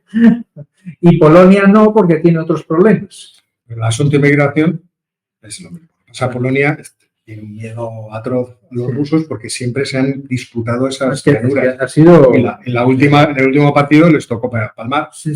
Porque Pilsudski lo que quiso hacer después de la Primera Guerra Mundial era invadir a los rusos. Vamos a ver, si les damos aquí un mordisco, nos unimos todos contra ellos. Pero no les salió, en mitad de la guerra civil rusa, no les salió bien. Nosotros funcionaron mejor. Es que Trotsky era un canalla. Esto es lo que decía Fico. Fico tiene una retórica antimusulmana de una mezcla cultural, que ellos tienen que estar allí, nosotros aquí, pero lo que dice es mucho más divertido. Dice, solo Dios sabe si un migrante ilegal es un terrorista o si tiene una enfermedad contagiosa. Y estas son razones que explican que no, que es mejor que no. Que es mejor que no queremos que venga nadie. Por eso digo que ahí van a tener otros. Sí. Es posible que se unan otros, no sé si los chicos, eso habría que verlo. A lo mejor sí, vamos a verlo. Quiero decir, está cambiando el discurso. Pero está llevando el discurso incluso en Europa en general. Claro, porque los políticos se han dado cuenta que de repente la extrema derecha quita cantidad de votos. Un 20% aquí, un 20% allá. O sea, del 20% no baja la intención de votos de la extrema derecha. Y eso les ha puesto, espérate, a ver qué hacemos. Bueno, vamos con las preguntas, porque aquí nos largamos. Sí, por favor, ya estoy aburrido. Quiero irme de aquí, papá. No, quiero contestar. This is not television. This is real life.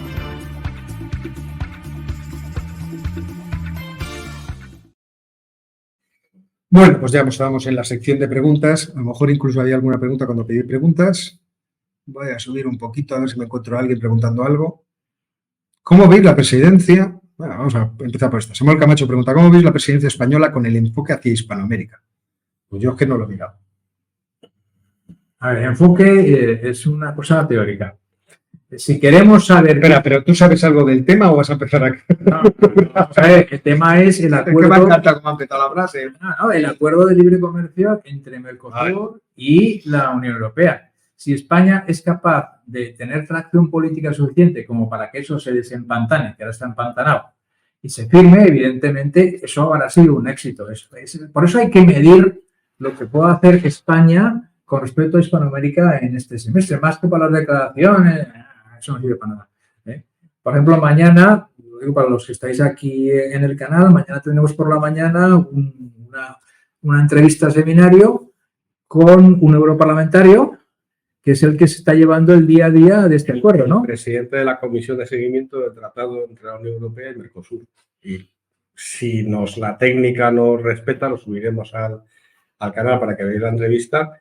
Pero vamos, por las conversaciones previas que he tenido con su entorno, pues son bastante escépticos en la situación en la cual estamos. Y mañana le preguntaré, porque recientemente el presidente de Paraguay ha lanzado un órdago y ha dicho que esto o se cierra en el mes de diciembre o se va.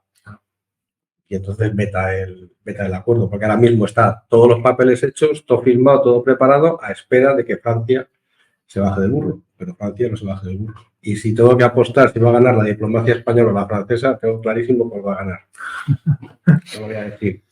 Vale, pues no lo voy a decir. Todos lo sabemos. A ver, preguntas sátrapas e incomprendidos. ¿Hasta qué punto le interesa a China que Azerbaiyán invada el Karabaj?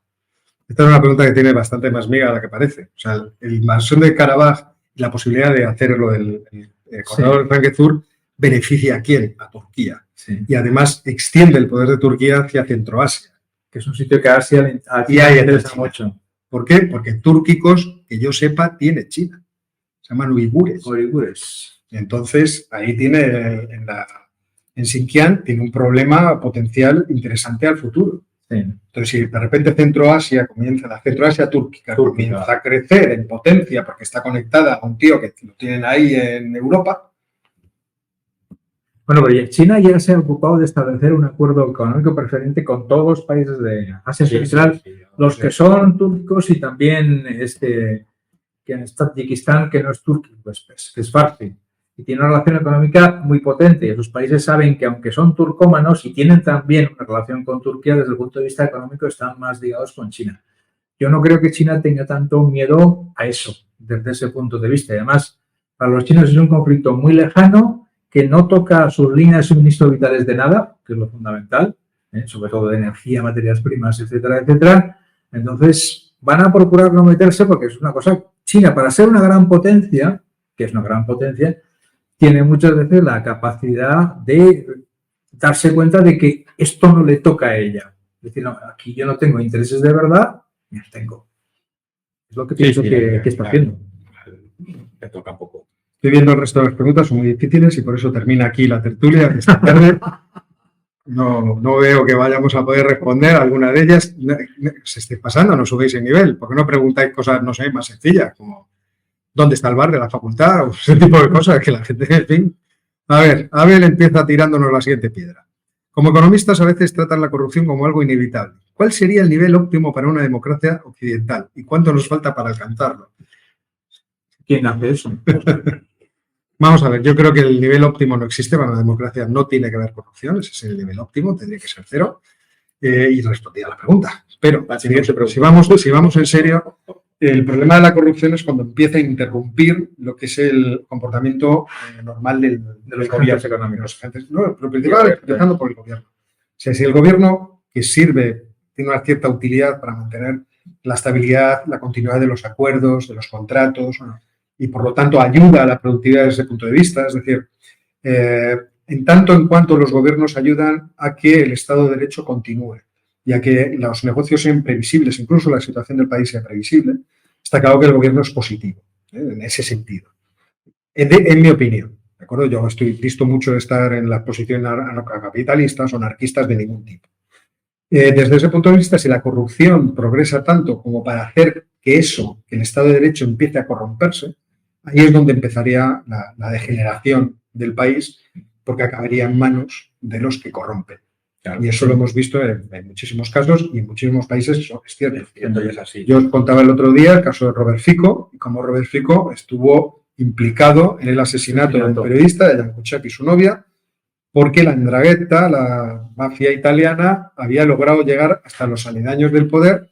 No se pudo demostrar de forma fehaciente, pero todo el mundo tenía una imagen muy viva de esa corrupción, porque era una chavala de 27 años, ex Miss Universo, que tenía contactos con la 'ndrangheta y que había contratado a Robert Fico como asistenta. O sea, yo creo que sí. ¿Asistenta o asistente? Bueno, no sé. Es que es asistente en términos... No. Gramaticales es asistente, igual que el presidente no puede ser presidenta. El que preside es el presidente. Sí.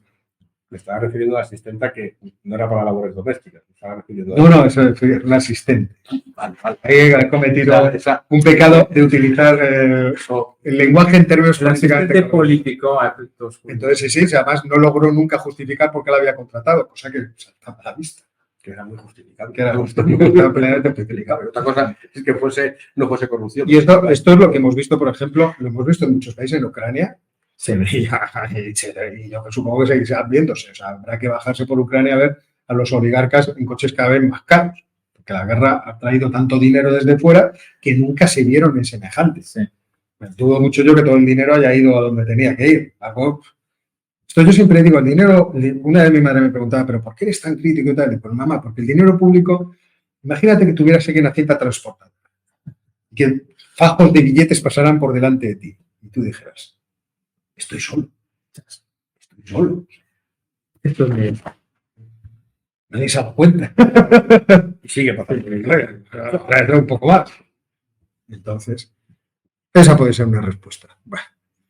Esta pregunta, sátrapas incomprendidos, te traigo porque tenéis buenos nombres. ¿Cuál es para ustedes el país multiétnico más estable y pacífico que existe?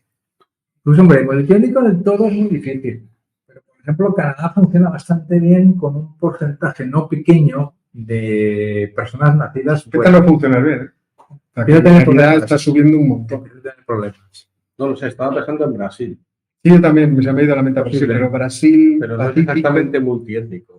Y pacífico no es pacífico, pero por razones distintas, no por violencia. Bueno, vamos a ver, aquí la cuestión es la siguiente. Rusia es quizá el país multiétnico más estable y pacífico. Cuando en un país ha habido históricamente distintas etnias, pues más o menos han llegado a una especie de acuerdo de coexistencia y es más pacífico.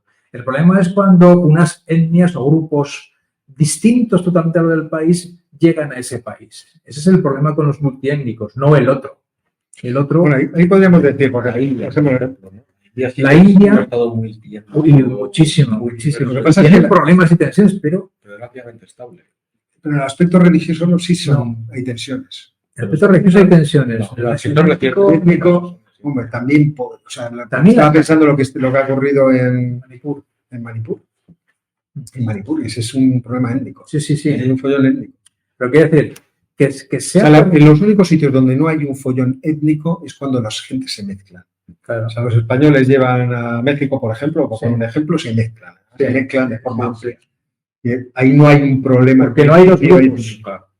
Hay un solo grupo. Bueno, hay múltiples. Bueno, múltiples grupos, Es pero... muy divertido el Museo de América aquí en Madrid, en una colección de cuadros con una taxonomía de las distintas mezclas que te partes de risa. O sea, porque además todos vestidos estrictamente y guapísimos todos, y de por el hijo de tal y tal, entonces que se llama, que es una especie de diccionario visual. Sí. Entonces quizá sean los casos donde hay mucha mezcla, donde eso al final se evita. Claro. Pero allí donde permanecen separados los grupos, claro, en Rusia, a pegarse hay que viajar mucho. Hay que viajar mucho. Hay que viajar un montón. A lo mejor eso no, si lo estoy diciendo de broma. Los días con los chechenos es que se pillan a varios Sí, instantes. Pero cuando los has tenido juntitos, ahí sí ha habido problemas. Sí, ha habido problemas. Los ingusetios, chechenos, Sí, los circasianos, los abjazios, esos se han pegado. Pero esos son que están ahí muy pegados en el Cáucaso, Claro. en pocos sitios, entonces están ahí como muy tensionados. Muy tensionados a todos estos. Yo es terrible, porque- Subes para la estepa para arriba, no hay nada, ya te decía. Cuando era niño, me regalaron un TVO del Pato Donald, que era el infierno de Dante. Entonces el Pato Donald viajaba con Margarita por el infierno y había un momento en que, cuando ya lograba despertarse, porque era toda una ensoñación, estaba hablándole a los sobrinos y les decía, un sobrino, pero esa Margarita, ¿cómo era? Guapísima, guapísima. Y dice, entonces la tía Daisy, ¿Cómo es? y respondía el Pato Donald, la tía Daisy es fea como una zapatilla circasiana. Y entonces me quedó lo del circasiano para toda la vida. Cada vez que hablamos de los circasianos, ya lo veo el Papa, claro, ya cuando lo Y estudié. todo esto estaba Daisy detrás, ¿no? Claro, estaba abriendo la puerta y te veo tirándole cosas a la cabeza. Lógicamente. Bueno, y después de esta anécdota cultureta, vamos a ver. Jalea real. Se simboliza que ganara en Eslovaquia un prorruso. Hay una visión más profunda del por qué. Vamos a ver, el asunto de que es prorruso es por sus declaraciones. Sí. Y no porque él haya dicho viva Putin, sino porque cuando se pone a hablar sobre lo que pasó en Ucrania, lo que pasa, dice, en agosto pasado, lo estamos diciendo, Rusia, dijo literalmente, cita literal, la guerra en Ucrania no comenzó hace un año, sino que comenzó en 2014 cuando los nazis y los fascistas ucranianos comenzaron a asesinar ciudadanos rusos en el Donbass y en Lugansk. Añadiendo, el mundo debe saber que la libertad siempre viene del este y la guerra del oeste. Bueno, pues claro. está muy claro que el muchacho se sitúa dentro de la narrativa de lo que sucedió en Ucrania, en el este. Claro. Entonces, por eso se dice que es prorruso. Ya, además de estar diciendo, ¿para qué le vamos a dar tanto dinero? O sea, Orbán ayer decía, 52.000 millones queremos pactar en la Unión Europea darle a Ucrania. Que no la mitad. Sí, para la mitad ya va a ser 25.000 millones, son muchos millones. Y tú se lo dices, o sea, imagínate que te lo tienen a ti, ¿no te parece? Sí. A Ángel no, porque no le llega para los efectos de fin de semana y las cervezas de la vigilancia del estrecho. Yo pediría más. Pero, lógicamente. Es por eso que se plantea, ¿no? Este hombre parece muy claramente. sí. Lo que pasa es que llega al gobierno de la mano de los otros socialistas. Los otros socialistas han dicho que la pertenencia a la Unión Europea y a la OTAN es innegociable. Sí, pero bueno, volviendo un poco a tu pregunta, es verdad que ya había un caldo de cultivo previo, que igual que lo hay en Chequia, de prorruso. Y es un caldo de cultivo ligado a, digamos, es la versión de extrema derecha que hay en Europa Occidental. Es todo parte del mismo pack. Entonces, hubo manifestaciones hace, si no recuerdo mal, un año en Eslovaquia precisamente para que acabara la guerra de Ucrania, para que bajara el precio del gas. Es decir, siempre ha habido un pozo. En Alemania pasa igual. En Alemania sí que hay grupos prorrusos bastante activos, por cierto, incluso dentro de la administración alemana. Entonces, eso es una cosa que tenemos ahí. Luego, una cosa que hay que tener muy en cuenta es hay que distinguir entre la retórica dentro de un proceso electoral, porque hay un proceso electoral en marcha y tiene una determinada retórica, y otra cosa es lo que hace la gente una vez que se sienta en la presidencia. Y en la presidencia, en el caso de Europa, hay unos mecanismos que son muy efectivos y lo hemos visto con Orbán. Que quiere estar tan, muy bien, porque mira, te vamos a empezar a cortar toda la financiación. Entonces, que le corten parte de la financiación a Italia o a España, pues es una cosa casi de prestigio porque tienen capacidad para financiarse, pero claro, ni Hungría y Eslovaquia, ni os cuento, porque Eslovaquia es muy pequeñita, se puede permitir el lujo de prescindir de la financiación europea. O sea, queremos saber la deriva de esto porque los discursos cambian mucho. Dejadme que busque más preguntas. Aquí teníamos, Emiliano Jiménez nos preguntaba que cómo ha quedado el tema de los barcos ONG que recogen inmigrantes. La verdad es que no lo he mirado. Sí, yo he leído algo. Pues vamos a ver, lo que ha quedado es que al final era una de las posiciones más fuertes de Italia, que no querían que siguiesen operando en el Mediterráneo, y era una de las posiciones más fuertes de Alemania. Ahí estaba quizás el punto de fricción más importante. En el último borrador que decía Político esta mañana, que se había filtrado, se había retirado. Se había ganado la tesis italiana. Lo que pasa que en estas fórmulas siempre tan difusas para alcanzar acuerdos en la Unión Europea, por supuesto, no hay detalles. Entonces, ya veremos en qué termina la cosa. Yo no creo que eso impida a ninguna ONG seguir operando en el Mediterráneo. Hay que recordar que el voto es ponderado. Creo que sí. Creo que el voto es ponderado. Por lo tanto, Alemania tiene un peso específico.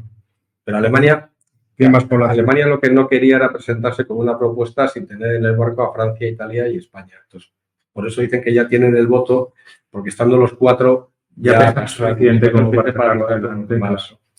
A ver, Aritz nos pregunta, aunque está muy protestón Aritz, ¿qué hemos hecho, Aritz? De verdad que no nos quedamos a tomar cervezas este verano, yo lo siento. Estaba muy ocupado, no sabes cómo fue mi verano de complejo. Y tuve una segunda estancia que pensé en a ver si podíamos organizar, pero no tenía coche. Me lo robaban mis hijos y se iban por ahí de excursión y me dejaban abandonar mi cabaña, con lo cual tampoco tenía la posibilidad de ir a ningún lado. Podría haber cogido el FEBE, pero comprenderás que el FEBE no se puede coger. El FEBE es el ferrocarril de vía estrecha, no, ¿qué coño? Ya lo sé. El ferrocarril que tenemos por el norte, que va a una velocidad. Te da tiempo de ir recogiendo por ahí las presas y tal. Lo he visto. Pero además es un tren cerrado sin aire acondicionado. O sea, está específicamente diseñado para que la gente no lo coja. Y si lo coge, que muera. Pero ese es el tren de los túneles. Sí. El mismo, ¿no? Los infinitos túneles. Ya. Y va. Bueno, nos pregunta. ¿No debería la Unión Europea tratar de solventar el tema de la yihad en África para no sufrir consecuencias futuras? Pues sí, pero a ver cómo lo resuelve. Pero no puede. Es que, vamos a ver, primero hay que encontrar al yihadista, pues, a menos que se reúnan en esas marchas que hacen de demostración, de pick-ups de Toyota, de la Toyota Hilux, que es la Toyota irrompible. ¿Os acordáis del programa de Top Gear? Cuando cogieron una Toyota Hilux y trataron de destruirla. Con procedimientos diversos, la hicieron chocar contra cosas, la pusieron en la playa para que se inundara, la quemaron, finalmente la pusieron en la azotea de un edificio que fue derribado. Y lograron arrancar la furgoneta en todas las ocasiones. Y de hecho la furgoneta entró en el estudio, ella funcionando. Entonces, a menos que les pilles en esas marchas que hacen de motos y de tal, ¿cómo les vas a encontrar? Es un gran problema logístico. Es un gran problema logístico. O sea, casi sería mejor que dominaran una región, se aposentaran y entonces ahí fueran vamos a por ello. Sí, pero estoy de acuerdo contigo. El problema del yihadismo, pero no solamente por nosotros. Está claro que conviene a todo el... Allí, si hubiéramos hacer eso, habría muchos países voluntarios. No Sí, en África. En África. Tendríamos aliados, o sea, si alguien dijera una ofensiva, pero nos bajamos aquí con el ejército y hasta que... Bueno, eso me lo decía a mí un amigo militar. Dice, estábamos hablando, ¿cómo solucionamos los problemas en el Sahel? Dice, se me ocurre que desembarquemos en Casablanca y no paremos hasta llegar a Kenia. Entonces, quizá a Mogadiscio. Y ahí quizá lo hayamos solucionado. Claro, pero le poníamos mala cara. Sí. Entonces, eso. Juan ATR pregunta, ¿hay esperanza para Argentina en las próximas elecciones? Hombre, esperanza. Esperanza siempre. Otra cosa, lo que hay que tener claro es que los argentinos van a votar y van a decidir. Por tanto, tenemos que confiar en los argentinos. ¿Vosotros sabéis a quién apoyo yo? Abiertamente. Es a Javier Milei. Sencillamente porque creo que propone algo que es distinto y que puede funcionar, por ejemplo, para combatir la inflación. Es cierto que el programa de dolarización es un programa abierto, cosa que me parece por ahora inteligente, es decir, no tienen la idea de que vamos a dolarizar como sea, porque hay que conseguir los dólares. Hay que conseguir los dólares. Para empezar hay que hacer eso. Y los dólares se consiguen primero con una política fiscal muy restrictiva. Y aquí lo único problema que veo es el que os conté cuando hice el vídeo sobre Milei. ¿Aguantarán los argentinos a Milei en el tiempo suficiente como para que Milei pueda poner en marcha algunas políticas que solventarían? Quizá no. A ver, Milei, una de las cosas que ha hecho hace poco es que se ha dicho a los argentinos, dadme 20 años y Argentina será Alemania. Sí, sí. Entonces, claro, dice, ¿los argentinos te van a dar 20 años? Ese es el asunto. Yo creo que no le van a dar ni un mes. O sea, en el momento que diga voy a quitar subsidios a la electricidad, al transporte y tal, la gente saldrá a la calle. La izquierda estará esperándole muy, felices. ¿Sabéis? ¿Alguna vez habéis visto al afilador cuando está dando el pedal y la piedra y están ahí con el cuchillo? Yo creo que ahora están así. Y, bueno, si sale mal, ya llegará y esto va a arder. Yo por eso es el... Pero desde el punto de vista de cambiemos de ritmo, Argentina necesita un cambio de ritmo. O se cambia de ritmo de forma muy ortodoxa, y van allí los alemanes y dicen, déjennos, nosotros lo hacemos a lo alemán, Banco Central y tal, pero todo muy ortodoxo, o hace falta un experimento. O sea, un electroshock, yo decía. Lo que pasa es que entiendo cuáles son los riesgos y tal, y que no hay que estar nada de acuerdo conmigo. Entonces, a lo mejor la gente pues tira por masa o por lo que sea. No, yo creo que ganará Milei de todas maneras. Sí, yo la idea que tengo es que la situación es tan mal que ya de perdidos al río. Pero si la gente piensa que van a tener un efecto positivo inmediato, eso no va a pasar. No, eso no va a pasar. Eso no va a pasar. Que no va a pasar. Y ese es el riesgo de Milei, es ese, porque es una bala. Entonces esta bala se puede perder y se perderá para siempre. Bala de plata que llama. Se clava una bala de plata. Ángel se va, porque no nos quiere. O sea, entonces nos lo hacen... No le dejamos hablar. Sí. Dios mío, no nos quiere tanto que ha traído un martillo. Vamos a ver. A ver, explica por qué esta invasión material. Se nos va a olvidar. Sí, se nos va a olvidar. Se te va a olvidar a ti que eres el que lo ha traído. Uno de vosotros, que no voy a dar el nombre, porque no... Además no le gusta que se dé su nombre. Su nombre nos ha hecho un regalo estupendo. Son 3, bueno, un regalo no, son 3 regalos. Sí. Me lo encontré el jueves pasado al llegar al despacho. Y ahora haremos un sorteo para ver quién se queda cabrón. No, es mío, me lo quedo yo. Como los niños, yo lo encontré primero. Tú te quedas en la pelota y decía para los 3. No. Vale. Bueno, por lo menos que sepan que te vas a quedar para casa. Bueno, pues nos ha hecho un regalo estupendo porque además tiene su historia. El primero es este martillo, es un martillo de cocina hecho en la Unión Soviética, porque es del año, lo compró en el año 84 en Moscú. Esto para carne. Para carne. Tiene el precio en rublos. Es que yo no lo he visto, es la primera que lo veo. Bueno, pues tiene el precio en Copex. Sí. Un rublo y 10 Copex. Y luego delante, detrás, se me ha escrito esta mañana para explicármelo, detrás está, me parece, hay un símbolo que parece conjunto vacío, es muy curioso porque eso indica que es el precio aproximado, el cual dejaba cierto margen a los, a ver si se ve, muy difícil. Más o menos se ve, sí. Ahí lo ves. Más o menos se ve, sí. Porque se puede, porque está en cirílico. Vale. ¿No? Unido a esta maravilla de la ingeniería soviética. Oye, está bien esto. Y tienes que te lo vas a quedar tú. Está bien. Bueno, vale. Este sí que no lo veréis. Sí, se lo queda. Yo a lo mejor. Un clip. El clip para Ángel. Clip para Ángel. Que es un clip de acero soviético, creo yo que esto es indestructible, vamos. Qué bueno, macho. Probablemente hecho con el acero de los cañones de Stalingrado o algo así. Yo ya lo había visto todo esto. Sí, es que no lo había visto, sí, lo veo, pero en fotografía. Y luego esto que me lo quería haber estudiado, este libro me lo quería haber estudiado, pero no he tenido tiempo de estudiarlo, que es el libro titulado Beng Sim Po Kam. Quiere decir en chino espejo rico del corazón claro, que es el primer libro chino que se ha traducido a una lengua occidental por Fray Juan Cobo,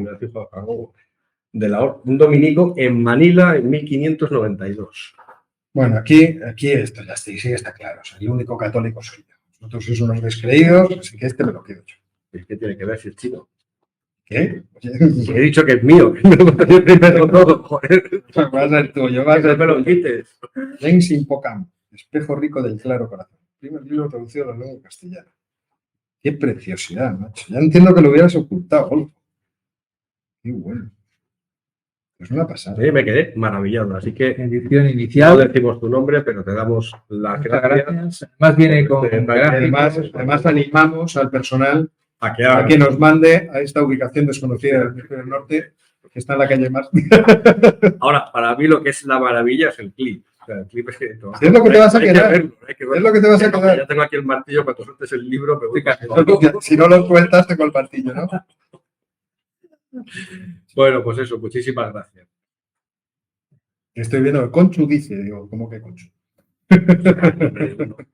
Uno por ahí. traducido. No me ha dado tiempo a leerme la historia. Transliterado. Lo siento, pero no he tenido tiempo. O sea, no solamente me roban los libros del despacho, Sino que además te queda el es huevo. una cosa increíble esto. Que te voy a robar si te los dejas en el mío. Sí, claro, me lo Tengo ahí unos cuantos tuyos. Te voy a tener que... Bueno, señores, y con esta bomba informativa sí que vamos a cerrar la tertulia de esta tarde, animándoos a que sigáis el ejemplo de nuestro buen amigo. Pistolas, cascos, no sé, cualquier tipo de objeto. No, tal como Porque vamos, deberíamos poner algún tipo de estantería o algo. tal como está el Porque mundo, estas cosas- tal como está el mundo, lingotes de oro.